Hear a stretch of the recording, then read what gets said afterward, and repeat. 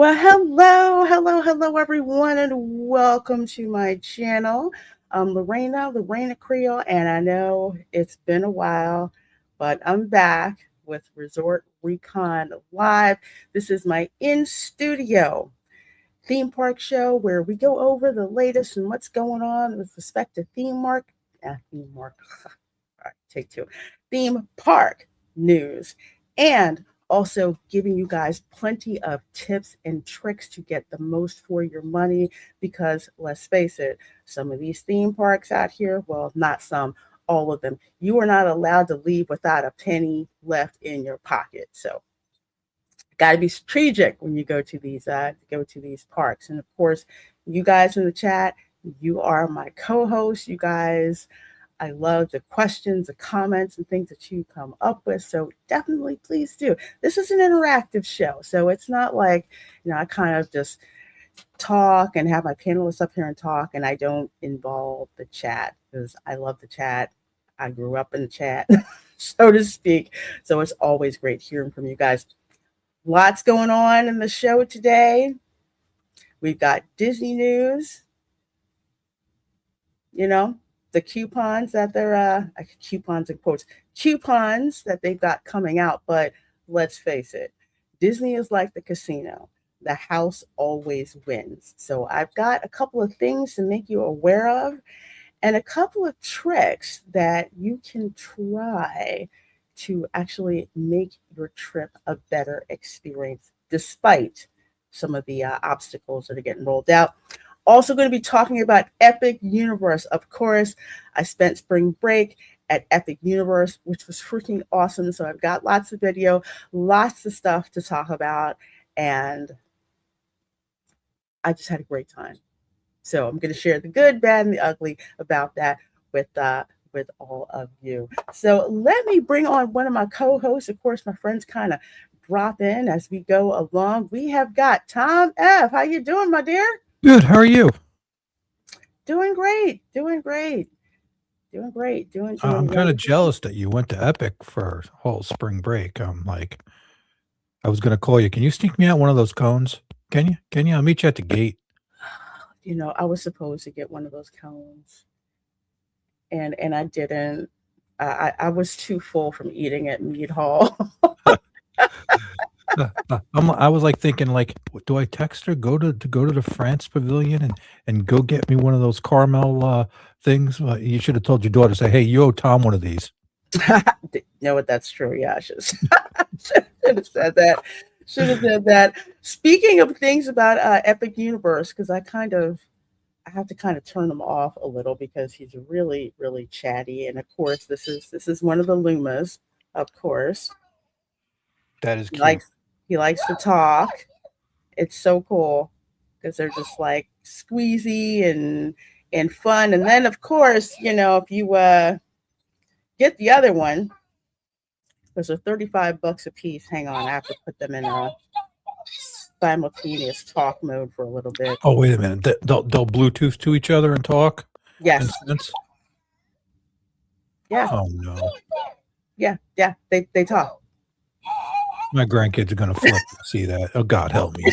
it's one of the modes, So you'll see people. And how many different ones are there? There's only two. I'll say for right now, because who knows if they're gonna make more. But from the movie, they've got the blue one and they've got like the yellow one. And I told people, I said, if you get it, grab them while they're there, especially with the Super Mario Galaxy movie. Grab them when you see them. They have them down at City Walk, but I would not be surprised if they eventually sell out. So they're $35 each. There's like 3 modes. I've only experimented with 2. One to turn it on. There's some other mode I don't know because I'm an engineer. I don't read the instructions. And the last one where you turn it on It's not just act. you. Okay, I was just like, we only time I read instructions is when something breaks so horribly wrong that it's like, okay, I had to mess it up somewhat. yeah, that's why they have that acronym RTDM. Yep. Read Read the friendly manual. We had to change the F at work because yeah. Yeah, yeah. So I did like change it to a D. But yeah, there's that mode, and then the one where where they talk to each other. And me and my pessimistic self, I'm like, this isn't gonna freaking work. I'm like, oh my god, it actually worked. So it works better than how the droids react to each other. Because I have those robotic droids from Star Wars, and it Hmm. what personality chip you put in them, Hmm. it's supposed to Bluetooth and react to each other. Like if you put a First Order one and Rebellion one in the same thing, yeah, it's kind of hilarious. It's supposed to be, but it doesn't work that way. But that seems it works better. This works way better. Literally, as soon as I switched it on, there may be like a fraction of a second, depending on who switches theirs on first. But they constantly talk to each other. They talk to each other for a while. Then, if you squeeze one of them, it's like it reactivates itself, but chatters back. The banter is on point. So they're like $35 each. I of course I had to get both of them. You usually see people with both of them. One person's got one on one shoulder, another person's got one like on the other shoulder. And of course, if you run into another one, somebody else has one, and you have it in the talk to each other mode. Yes, they will pick it up and talk to That's hilarious. each other. It is. Secretly, they're sending everybody's bank account to space. Mm-hmm. Yeah, who knows what they're doing. I just want him to give me one of those Star Fox jackets because Loomis had it on in the movie. Oh boy, I haven't seen the movie yet. I got to go see it. We just been crazy. I hear you. It's such a cool movie. Oh my gosh, Bosco. Hey, says saw the movie on Wednesday and they took my money, dude. They took my money for the 3D, and the theater was like 80% packed for a 3D showing. Two Yoshis and got the blue Luma. Hmm. Did you get the Yoshi popcorn bucket? I I skipped out on that. I I said I think I want the By the time I get to see it, silver there'll be nothing left to buy. bucket. Well, who knows? They might just have some. In my luck, they'd have more of them, and I'm like, do I have room for a Yoshi bucket? Uh, Too. Okay. But yeah, yeah. At least the Luma works better than Olaf. Oh, you know what? I'm glad you brought that up, Dan. you mean melting Olaf? I'm melting. Oh my god! Actually, I think what happened was he got the news that the stock went even lower. Oh yeah, you think so? Maybe. I'm surprised. Engineering wise, I am surprised they didn't put a self balancing part in that. It's In a safe mode, it would just basically spin and keep it balanced. You know what I'm yeah, talking about. I'm yeah, I do. surprised. I am I'm surprised and not surprised at the same time because I think with this they also forgot the environmental factor Yeah, because they do all this in Imagineering in Glendale out in California, and electronics behave a lot differently in warmer, dry California than cold, humid, wet, like say Paris Paris, or the flooring, Orlando. the flooring's different there. It all Flooring's comes into different. effect. I mean, it's just a plain robotic. It's but that they didn't put a self balancing thing in it. It's kind of. I Y'all, you got to see it. This is the other angle love it. too, because apparently someone else was filming at the same time. Fine, he seems fine, and then all of a sudden, that, and there goes. You, you, Oh you, you, no! you know what's funny? They're saying, "Oh, it was." The people are saying too much head Oh, movement, too oh much this. no! It just looked like the thing just said, "Nope, blue screen of death. I'm out." Oh yes, no! That's exactly what it did. Or the Everything just controller got interfered with by something radio wise, and it went to shutdown mode. I can't help but think about the ways this. Not to make fun of it, but I am. But yeah, yeah. it's like the way it just did that. It's like, wow, that was a hard crash. That wasn't even gradual. No, it wasn't like it shut down and it was just frozen, like in the Tiana T pose, where it's just Yeah, kind of Okay, here I am, shut down everything and stay in one spot. Oh, no, no, no, no, no. Something went way, way wrong with this to Yeah, fall that over. I've never you know, seen a robot do that. I'm just like, I'm just thinking it's like, okay, I seen it the one angle and the other angle, and it's like, did somebody use a jammer? I mean, are they so cheap that they're not using a secure channel for it? I have so many questions. You I have know, questions. I I do too, and it wouldn't surprise me. I mean, compare this with, remember we saw and I haven't seen them and I don't know why Epic hasn't brought them back out. The Nightlight baby dragons, Yeah. the one that's based on the Boston Dynamics Yes. robot. So Yeah. we've seen that one, and that one's like on all, on all fours. Of I've course. never seen, if it did freeze up, they didn't show us, but I've never, this is one of the worst Epic. Wait. The R2D2 robot did the same thing. Now that I remember, I think it was a D23. It kind of recreated the scene with the Jawas, didn't it? Yes, it did. It did. And it took a header and just said, I'm done. Although it was in the other direction, went down this way, you know, Yeah. this either So another way. thing, a bipedal droid where they could have put a third leg, so the thing would just basically have a balance point. Hmm. I don't know. Something is definitely Linda, off. he took my rum, and I'm pissed about it. Hey, Linda, Olaf went down faster than the Patriots did in the Super Bowl. Well, that was enjoyable. this this is embarrassing on so many levels. This shouldn't And happen in a live thing the way it did. it, This it was its initial rollout there too, right? This was the first day that thing opened. this was the first day that they showed it there, because they did the road show where they showed, oh, this is Olaf, our new robot. Look at how amazing and great he is. But also remember, on very level ground, you Level, know, uncold. level, not cold, brick elements, all that. I I don't think they even field tested this sucker, I just thought of something. you know. Their controllers, that thing was made in the United States, right? Doesn't different Um, countries have different assembled frequencies? assembled in the United States, Yeah, you and know what I yes, mean. Yeah. yes, Yeah. yes, So exactly. don't they have They're different frequencies for different parts of the world that are controlled for different things?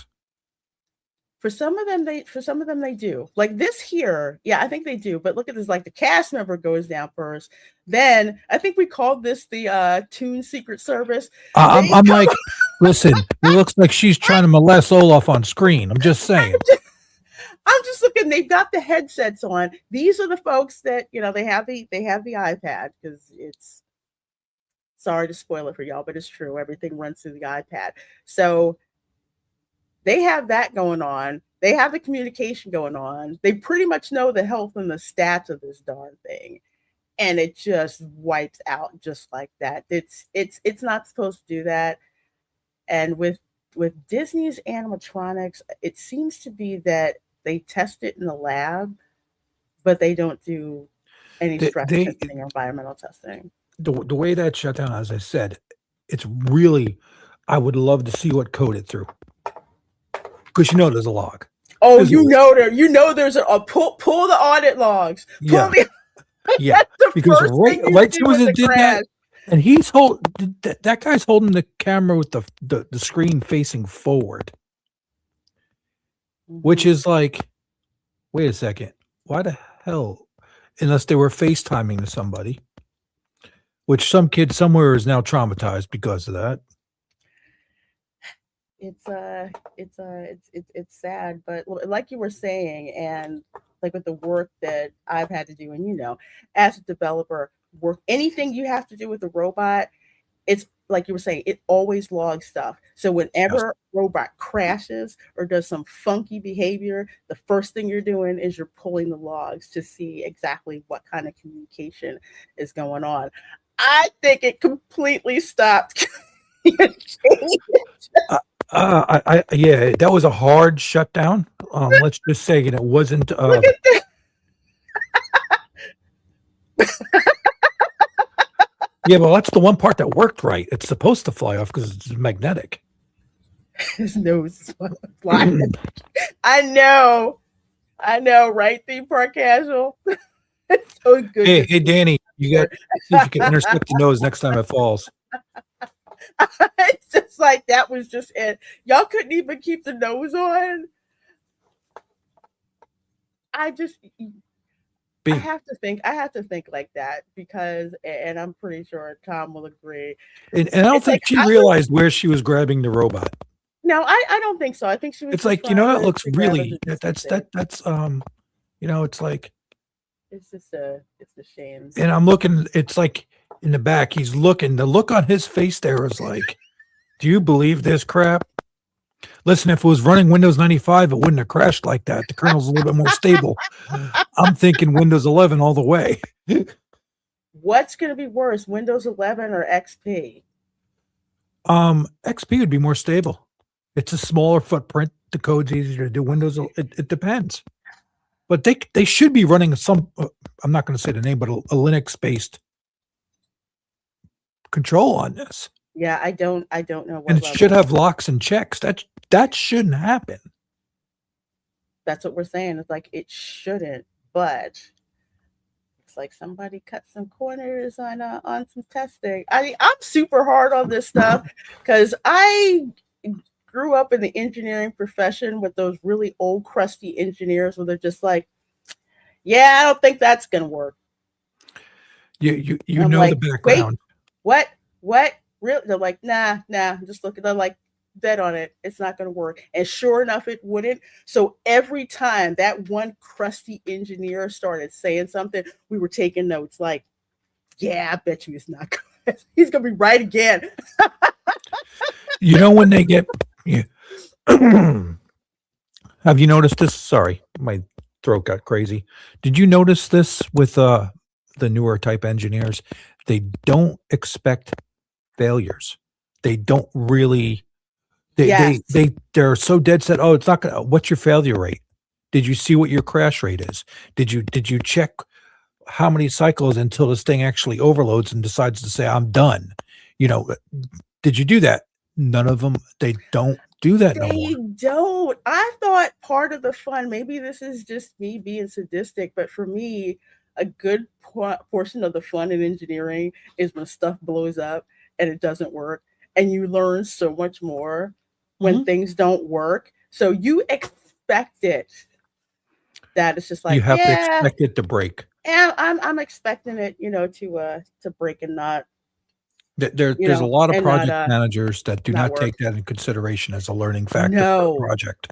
they really do not.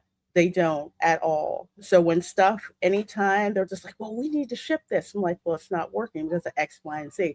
Well, we have a ship date. Okay, you have a ship date. So guess what? I'm going on record right now. Veto. You put this thing in production and and this happens. Don't call me. Oh, Sure enough, I get a call. I'm just like, say it. I was right. there's Right. the thing. Right. Production and sandbox, two different worlds. Two completely different worlds. So when we talk about this stuff, we know we're talking about, and every other engineer looking at this, it's just like, Especially some of my friends in the robotics in a certain yeah, place. I know I gotta give them a call. I want to see the crash logs. That's what I want to see because I have worked with a bunch of robots who they go the other way. Don't do that. Don't do that. Ah, shoot, not stuck because robots do not just automatically like say shut down like that. If No. they do, something really went wrong because they go through a pre-programmed shutdown phase. It's like And 5 degrees. everybody's saying, "Oh, the head movement." Some people saying the head move it's caused it to do that, and it got feedback in the wires. I don't think that's not going to take a very big motor to move those heads or the No, arms. no, I'm Um, thinking there's some kind of code that didn't work with the it was either a communication code or and it signal couldn't translate it. degradation. Yeah, it couldn't. It's like I don't understand what it is. So I'm gonna crash out. Do you? I've I had wonder if it robots has. crash out. Like, I think it's stuck.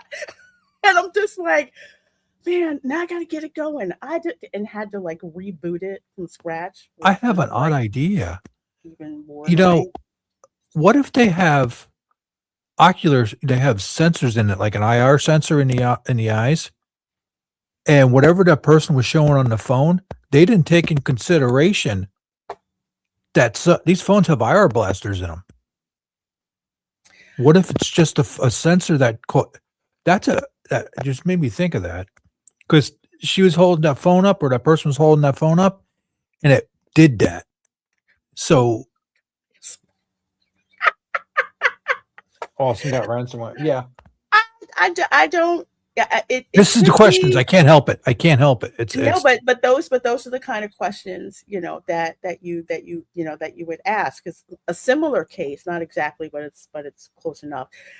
You notice when streamers mainly go to the Magic Kingdom, our signals wind up getting screwed up more often than not. Doesn't really happen in the larger parks as much, but at the Magic Kingdom it does. Smaller area, all these animatronics now they're communicating on Wi-Fi. When you see WDTC, yeah. that's their Wi-Fi that runs all the animatronics and And you don't know if they're doing mesh band, tri band. Well, I'm talking to people who don't know yeah, you don't you what the don't bandwidth know. limitation is. But So basically, what it is, it's just like your communication is getting in the way. Yes, this is even if you're on 5G. So we're gonna have to jam you. That's pretty much what yeah, happened, in layman's terms. Let's see. Hey, Goofar35, did they test it on a slightly slopped ground? My guess is no. they didn't. There's a whole bunch of fail here, They're and so they got to have at least a wild guess. They got to at least have 4 or 5 of these things. yeah, they've got more than one. They've got more So than this one. one's probably retarded and being looked at real hard. Yeah. So because usually when you notice when they bring out, like, say, to show people, oh, here's Olaf, it's usually a very even surface. Even at Galaxy's Edge, it's flat for the most part with a little bit of graveling, so those little robots kind of walk around. But with these different surfaces, again, and with the environment, stuff needs to be field tested. It And could this have been a robot one-off. I don't shuffles. know. It doesn't really walk, it shuffles. Yeah. So that's different. It's not like an Optimus where it's walking on 2 legs and has counterbalancers in it. I don't think they went that crazy. Test your stuff in the field. Yeah, Izzo, exactly, exactly. That the field test is the most fun thing to do. Mhm. You find out what Just you don't know what do it in public. Make sure it's yeah, quiet you or you things take like it, this happen. you take it over to the side. Look at me thinking I can build a better Olaf with the limited lessons I've been taught. Aldo, you're not that far off, man. Seriously. Yeah, yeah. Seriously. You I could mean, probably talk to Grok and get one to do a better some interesting coding because chances are that's what they did. this is just me, but when I took my first computer science class, okay, the professor was basically like, "Yeah, I'm gonna grade your project, on a professional scale. I gave you, the parameters of what to do, but you don't take into account what I'm going to do to test the robustness of your code." So I would always write it as if it needed to be an act of God to screw up my code. Like somebody pulled out the plug, lightning struck the server, or something like that. But you put in some garbage code or garbage input, it wasn't going to keel Garbage over and in, die garbage like out. garbage in Garbage T2. in, garbage out. It's standard. It is, but you get some of these young engineers who are just like, oh yeah, I built this, whatever. I said, is it going to survive me doing a SQL injection on it? Probably Huh? not. I'm like, oh, this is gonna be fun. Well, I see all you guys in here. The dragons in Burke at Epic. Yeah, the dragons in I would Burke love to. universe are laughing hard at Disney for this embarrassment. We should make a little AI video of one of the dragons eating Olaf and burping, going after he falls down, like, that was good. That was a little nice ice cube. Next. The ice dragon. Yep, that'd be The hilarious. ice dragon has to do it. Well, if you thought that was hilarious, this is more Disney Oh, and versus Mother Nature. it, Apparently, this peop is over Tokyo Disneyland. people are saying it's like, oh, aren't the birds? You know, it's moving. The birds are watching this thing. Crows learn, so they're sitting there watching this thing move for a couple days beforehand, and they're like looking over, you know, Jake and Sully there. You know, they're looking at each other, going, "Hey, this thing's doing the same movement constantly. They ain't no human, Yeah, they're but like, that we hair got looks like it'd be nice and warm. Let's go see what that's made bread. out of." We can use this, Yeah. for a nest. Yep. Because exactly, it's nesting season.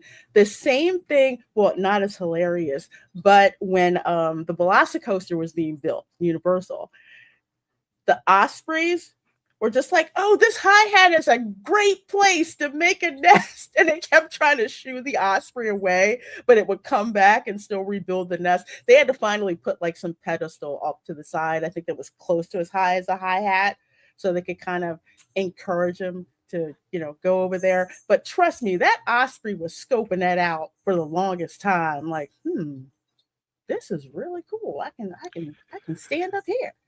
He had it right in chat. Um, Heckle and Jekyll. I couldn't remember it. Now I remember it. Those are the names. Heckle and Mhm. Jekyll. Jekyll and Jekyll. Yeah, I tell you, the birds. They're very well. Not all of them, but let's just say the birds of prey are very smart because even around Gatorland and more specifically at Disney, go to the Contemporary, okay? Because up at the top level is where all the eateries are. So the little tiny birds come flying in to eat food off the floor at Chef Mickey's.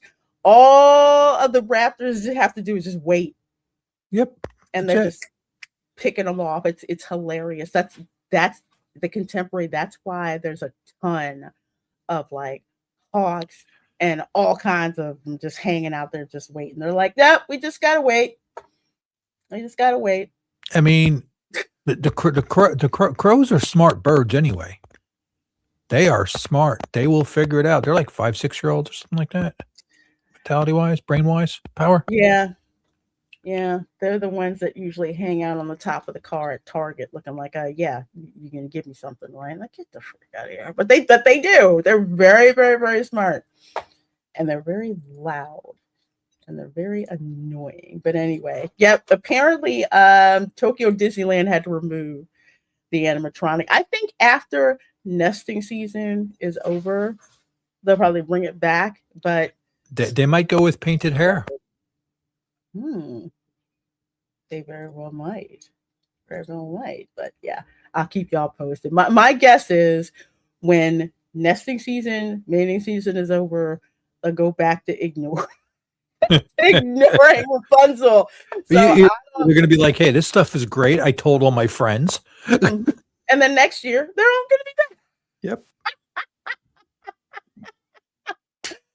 Well, folks, 51 of you I see coming in here between YouTube and X. I see you over on my channels, over there on Tom's channel as well. Please do hit that like button on both of our streams and share it out. Definitely subscribe. And even if you think you're subscribed, go check, because people I know, they've been getting unsubscribed from my channel. Has that been happening to you, Tom? I Yep. In know a couple this of channels. Yeah. I was like, wait, I know I was subscribed. Why ain't I getting this guy's feed? And I go look and I'm off. I'm like, really? And it was somebody I was modding for. Mhm. So yeah, it's happening. It's Thanks. nuts. Absolutely nuts. But Thanks. this is coming to us from Pirates and Princesses. AK, what do you want? He Here doesn't. he He comes. doesn't like the Here he Lumas comes. scare him. He wants the Yoshi hat, but the Lumas scare him. He does not like the Lumas. He- I'm used to seeing Professor X there. All of a sudden, I see the Stitch, and I'm like, wait a second. Yeah, Professor X doesn't really come over here. He'll sit down at the bottom, but it's just like, He lost his throne. um he could reclaim it at any time, but I think he just wants to stay away from Stitch as much as possible I sometimes can because understand that. he's a pain in the butt right now. He wants to play. Professor X is like, I really don't feel like dealing with that. Unless he wants to groom him, then he'll hold him down. Which is funny. Did you see what Aldo wrote? YouTube unsubscribed him from himself. That's hilarious. Feed your server hamsters, YouTube. What it's saying. Okay, well, coming to us from Pirates and Princesses by Geeky Sparkles over here, friend to the channel, is Disney desperate after 2 p.m. discount tickets released for summer 2026 at Walt Disney World. Is Disney desperate? Yes. Like I've always said, when bookings are soft and attendance is down, Disney starts rolling out the coupons. But 9 times out of 10, you have to watch that because, they may be lowering the price on one thing, but you got to read the fine print. And this is one of those where it sounds like a good deal, but it's not. What's my number one rule for getting to the Disney park so you do not have to use Lightning Lane? I don't know. Get there at the butt crack of dawn. True. It sucks, but you get there early enough, you can do a bunch of stuff before 12. Me and Linda rope dropped a lot back when we used to go to Disney. Yeah. You rope drop, exactly. You rope drop, you get there, you get the coffee. There's a Joffrey's right there between I the miss that the ferry most. and the monorail. You can get your coffee, you can get your donuts, get that, get to the park. The parking transportation opens up an hour before the park does. So the park opens up at 8 a.m. The parking plaza opens at 7 a.m. Yes, you can queue up at the parking plaza in your car. You can do that. It sounds crazy, but here's the difference. If you're in the park by the time it opens, and sometimes it's a soft open, they'll let you in. Like you're in, I think, up until where the castle is. Like you're not allowed to go into any of the other lands unless you Yeah. got early entry or something like that. But you're in the park. If you're in the park by 8:30, do you know you're ahead of like 5,000 other people? Yeah. That's something to keep in mind. But what also happens in the summer, every summer, usually between 2 o'clock and 5, thunderstorms. Like clockwork. I Like, usually said, work day. I took the bike to work. I was like, "Oh, you gonna leave at 3 today?" No. I gotta wait till after the storm. What? yep, Yeah. It's like clockwork.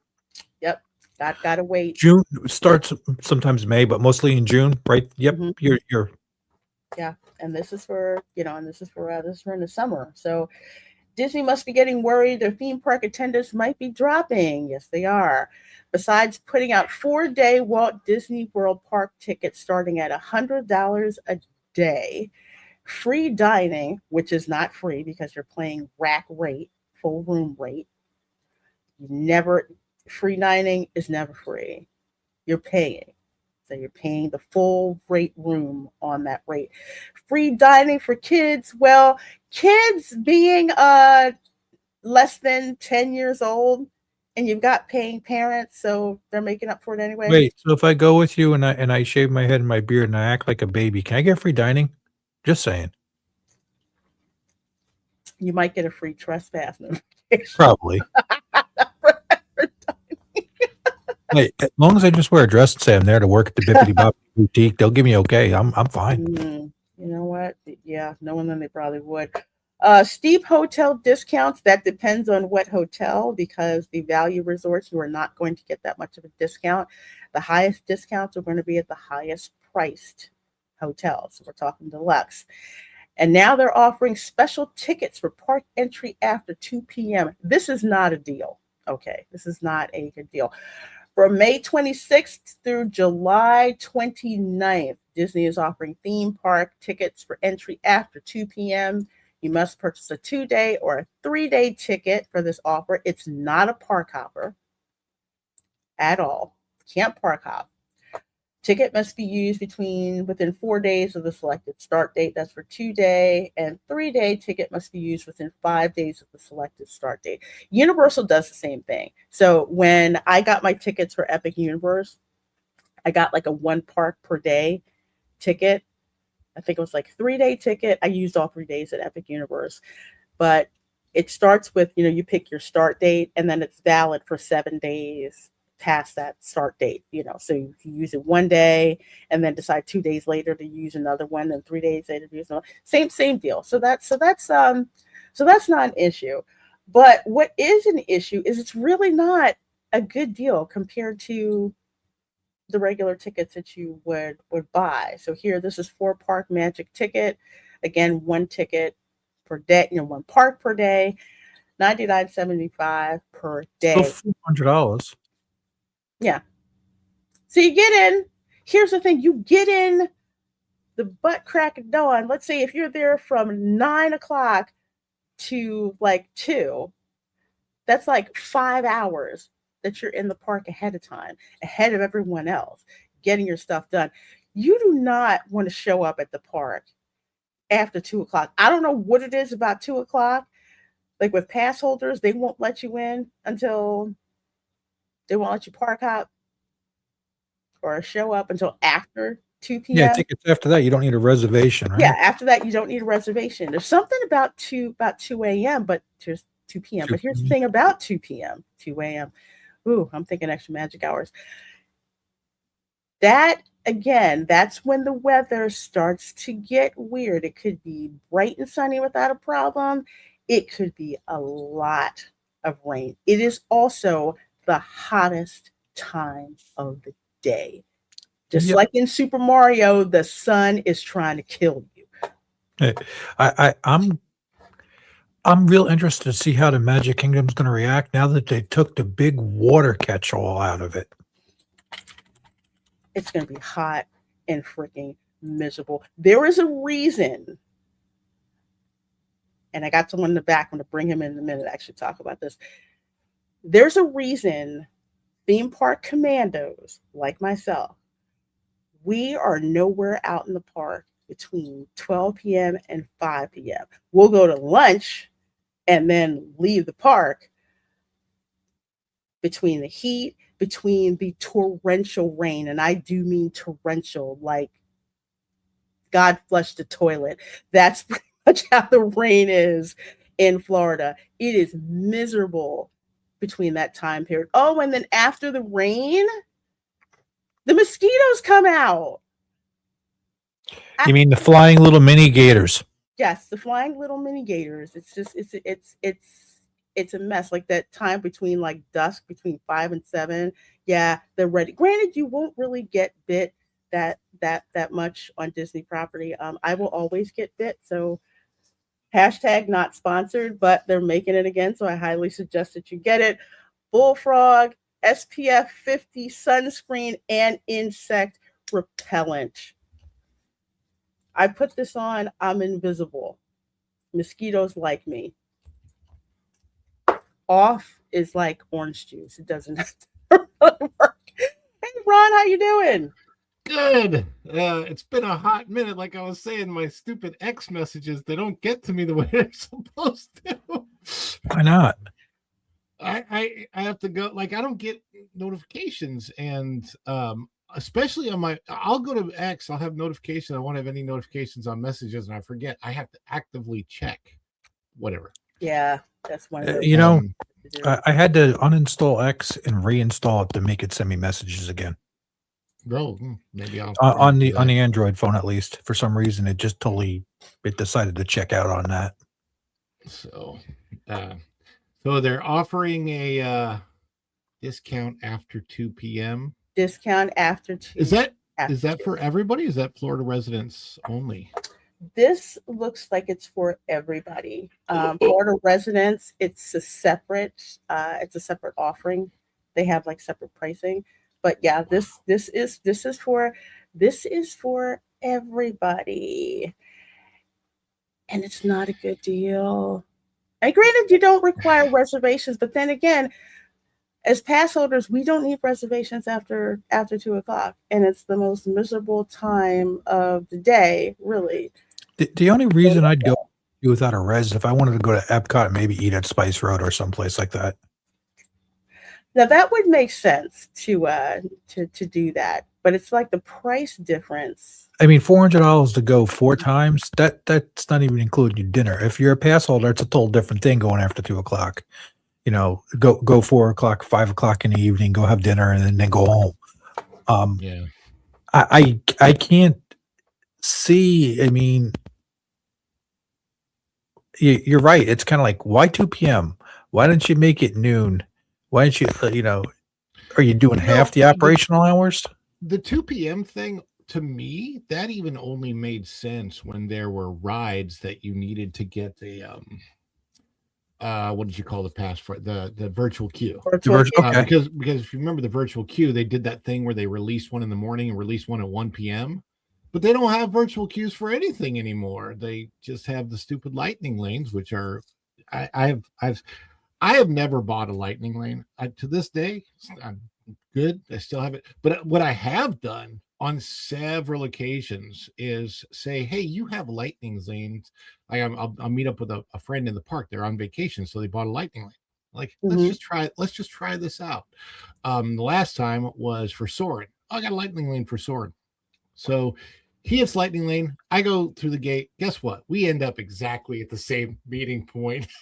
I'm like, it's and there are times when I have gotten in faster than the lightning lane. There are probably times at like maybe Christmas season or the height of spring break when some rides are worth getting the lightning lane for, if that's you're coming from a long distance and you want to ensure that you get on that ride. Other than that, though, I mean, like, I won't. I just won't do it. I refuse, based on principle of the fact that for 30 years, 3 decades or so, they offered Fast Pass for free, and I'm like, I just, not free but complimentary with your entrance. And to me, it's just like, that's just ridiculous. And it was a very fair system. It was just like, we have a certain amount of Fast Pass tickets, physical tickets. When they were gone, they were gone. Usually someone in the family, was the runner. You could have like 3 different passes. Okay, it's a time, go ahead and get it. But when distribution was over, distribution was over. But they've monetized this whole thing. And like Ron, it's like, I will not do it on general principle. You have never seen me ever use a lightning lane, because they're preying off of your FOMO. Like, oh, if we don't have this, we're not going to be able to go. And even if you get a lightning lane, it does not guarantee that the attraction is going to be up and running. Rise of the Resistance, where you can actually freaking use it, and it's just, it's again, they're preying off of your FOMO, and you always have to keep this in mind when it comes to Disney. Disney's objective is to separate you from your money as quickly as possible by any means necessary. So you're telling me they should change their name to BMW, which stands for Bring More Wallet. I called it Big Money Waster. I will never buy it. That's why I call it Bring More Wallet, or I won't do it. Dances, I remember back then in the morning for Toy Story Mania, they ran out of paper Fast Pass for the day. Yes, you knew exactly which attractions were going to run out of those Fast Passes first. But again, once they had the scarcity element, once they were gone, they were gone. And it's like, okay, it'll reset, in the morning, and we'll get it then. It's so weird. I don't know, like, I'm sure that the lightning lane has something to do with this, but I remember looking at my Disney experience the other day just to see what ride times were at Epcot, and it was really, really strange. Every ride time in the park was between 5 and 15 minutes, except 2, except Test Track and Guardians. And like Guardians was like 105 and Test Track was like 90 minutes. But even the like Frozen was at like 15 or 30, and Remy's was, I think Remy's was offline or something, but I was like, so what are they doing to make sure that everybody goes to the same lines? It's like I don't know, that You want to it's know? they're You doing want to something. know? They're certainly manipulating people's schedules of where to go in the park for whatever reasons, and I So don't they're know. being herded like cattle. That's what Do it you certainly really? seems like. It's like it's like do you want to know? Because I've talked with this with culture. Remember back in the day when they wanted to figure out ride times, you got this little placard on a black shoestring, and they asked you, "Can you go ahead and take this through the line?" Yes, I've gotten those. And that's what they used to do. That back was when the wait time boards were manually updated. They're all electronic now, Hmm. tied to my Disney Experience app, tied to all the reservations. That's why they're never really truly getting rid of it because they get too much data from it. They will purposely manipulate the ride times to push you to other rides because they want you to balk. How many times have we gotten on attractions where I've been live and I'm like, take note of what the wait time is? Oh, the number 13 rings a bell. Number 13. Another time they said, oh, yeah, it's 40 minutes for the Haunted Mansion. We got in there in 20. You never know what the Haunted Mansion. I got stuck. I was on the Haunted Mansion not quite was a couple weeks ago, 3 weeks ago. We got stuck for about 10 minutes. I think I posted a short on it. Right. I mean, like we were stuck about 30 seconds before we would have gotten off. Mm-hmm. So we were stuck right underneath the lady going, hurry back. Don't forget to bring your death certificate. And I was like, oh my gosh. Dude, I got stuck in the attic for about that long, which was kind of cool. You got stuck on the stream the one time like that. Yeah, I did. I got stuck in the attic, and we're just like, oh, look at all the stuff that's in there. That never used to happen on the regular in the Haunted Mansion, and I swear they do it. They do it on purpose. But yeah, they do. Now all of those, they all talk to each other so they can manipulate what truly the wait time was. Because I think I on stream? I might have been on stream. I think I was, because you guys were like, did they really say that? Because some guests came up and it was on Mickey and Minnie's Runaway Railway, and one of the guests came up to one of the cast members and said, is that wait really 40 minutes? And the cast member was like, yeah, that's what it says. Just like, yeah, that's not 40 minutes. Yeah, that's what it says. Yeah, we got it in 20. That's funny. I'm like, yeah, you don't. It's all big data, folks. It's all big data. They will tracking. Everybody's like, oh, I got a magic band. You know that you're being tracked. No, that's a low jack. Or no, I called it the house arrest bracelet. That's what I call it. I call it you're being trained for an ankle monitor.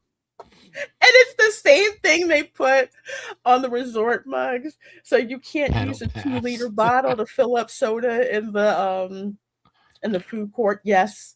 There's a way to do that. I'm not saying that live on stream. Yes, yes, they did. I told y'all this story, right? I think I told you the story. I stayed over in the Art of Animation. I think it was like right when it opened not too long ago. And I'm in, we're sitting there eating dinner in the oh gosh, the different lanes. Anyway, I forgot what the food court is called. But anyway, we're sitting there eating. I look over. This lady has 2-liter bottles. She's holding it up to the soda machine and filling up the 2-liter bottles with soda. This was before Disney put the RFID chips in the reusable mugs. I'm just like, you couldn't just fill up a cup. You had to fill up a 2. Was that it's soda going into soda. What are you going to say? Was that 2021? Was it what? 2021. Because you said they just reopened. This was. I think it was around. I think it was around then. Yeah, because I'm just wondering if I ever saw you when I was working as a lifeguard. It's one of the resorts I worked at. You might, because we love the The big big blue blue pool. pool. I there's a story I can't tell on the stream about the Oh, big blue okay, Uh-oh. pool. About okay. no, it's because it involves passing of some people know what happened there in 2015 at the big. Okay, okay. Connections has a freestyle one, no chip required. Yeah, they do. But I haven't used theirs though. But that's strange. That's at the like at the parks they don't have it, but at the resorts they do. Like one time I just got one of the regular cups at the Polynesian for a soda. Okay, I feel that one time this machine has the nerve to tell me that I'm only allowed to refill it up 2 more times within the next like 3 hours. I'm like, excuse me, it's a refillable cup. That's why I bought it. It's a refillable anyway, as if that wasn't getting on your nerves. And this is from that park place. I had to talk about this too. Is there's a little bit of I won't say misinformation, a little bit of misunderstanding about it, but I'm going to go through this article really. Before you read this, can I bring up I was talking to my neighbors about this last night and we're all confused on it. So some clarity would be great. Well, I'm here to provide it for you because hopping to the resorts from Disney Springs is one of the things that I like to do. And as a matter of fact, there was one time where myself, Tom, Linda, and Dan's Life at the Kingdom, we took the bus from Disney Springs to the Grand Floridian because we wanted to see just how much of a bar they turned first You floor. mean the Grand Bar? I call it the Grand Bar Floridian now. The Grand Bar. Almost the bar. Can I get a beer with my baby carrier? Yeah, I need to get my drink on, It's 10 a.m. I haven't had my mimosa with extra rum in it. Mm-hmm. It's 5 o'clock somewhere, but anyway, this is what's going on. So Walt Disney World now requiring hotel reservation for bus service to Disney resorts from Disney Springs. So a new policy quietly rolled out at Disney Springs is turning heads and raising eyebrows as Disney tightens control over its transportation resort bus service system during one of the busiest times of the year. Now, I'm personally used to parking being restricted at the Magic Kingdom resorts, also the Epcot resorts, when there's high demand periods like Easter, Christmas, 4th of July. So I'm used to those kind of restrictions with regards to parking. This is the first time that I've ever heard of bus service being restricted. And even though it's maybe temporary, I wouldn't be surprised if it was made permanent. So let's see here. According to recent reports, guests attempting to use the Disney Resort bus service from Disney Springs to on-property hotels are now being required to prove they actually have a valid reason to be there. And no, just wanting to look around or grab a quick bite at the resort won't cut it anymore. So what if you make a reservation at one of those resort restaurants? Are they going to take that in consideration? Yes. So I'm actually going to, it's actually by the way, down at the end. If you did that, it would not make sense though to park at Disney Springs, because if you actually have a reservation, you just park at the resort. So, yeah, because the resort gives you do they let you park for free after you show a receipt, or how does that work? When I've gone, they actually know, like at the resort, that you have the reservation, and they'll just bring it up. They'll look at your driver's license, what's the name on the reservation. Mm-hmm. Last name's Bradley, first name Ron, and they look it up, and they're like, oh, there it is. Mm-hmm. What I've had trouble with parking at the resorts before is, let's say I get there 2.5, 3 hours before the reservation. And they're like, well, you're really not allowed in until 2 hours before your reservation. They do that because also you can't cancel without a penalty at that time. So if you cancel your dining reservation within 2 hours, they will penalize you $10 per person on your reservation if you cancel it. There are it's not it's with the 2 hour mark, it's hard to get around it now. But what bothers me is like I'll say, hey, I'm going to the beach club and I have a reservation Cape May for dinner, and I want to look around the beach club for a little longer than it takes.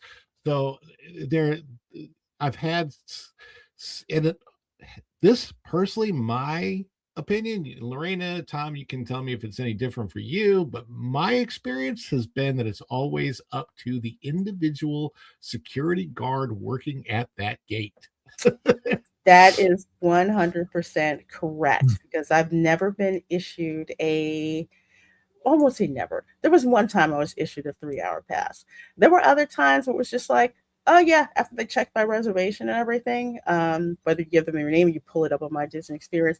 I'm like, yeah, just go over there and park, and they just tell you where to park. And I was never given a time limit. But you're absolutely right. It depends on who it is who's working security. They can enforce that 3-hour rule if they choose to. But 9 times out of 10, I've never gotten that particular rule. But also, here's another thing: your day maybe started at Disney Springs for whatever reason. And it's just like, oh, guess what? We have, a reservation at the so and so restaurant. I can't believe we managed to score this. Let's get on the bus and go over to, the particular resort to do that. So, not surprised they're doing it during Easter, but here's supposedly what the criteria is. So, before boarding a bus, I have to pray for the transportation cast members. We were kind of saying that when we took it over to look at the bar temporary. Mhm. We were kind of talking. What if they try to monetize this? We did. We did talk about that. Yeah, I totally forgot. And I'm like, they're doing this as a free thing, and if they're cutting back and everything and losing money in different places, they're gonna try to make that up with different services.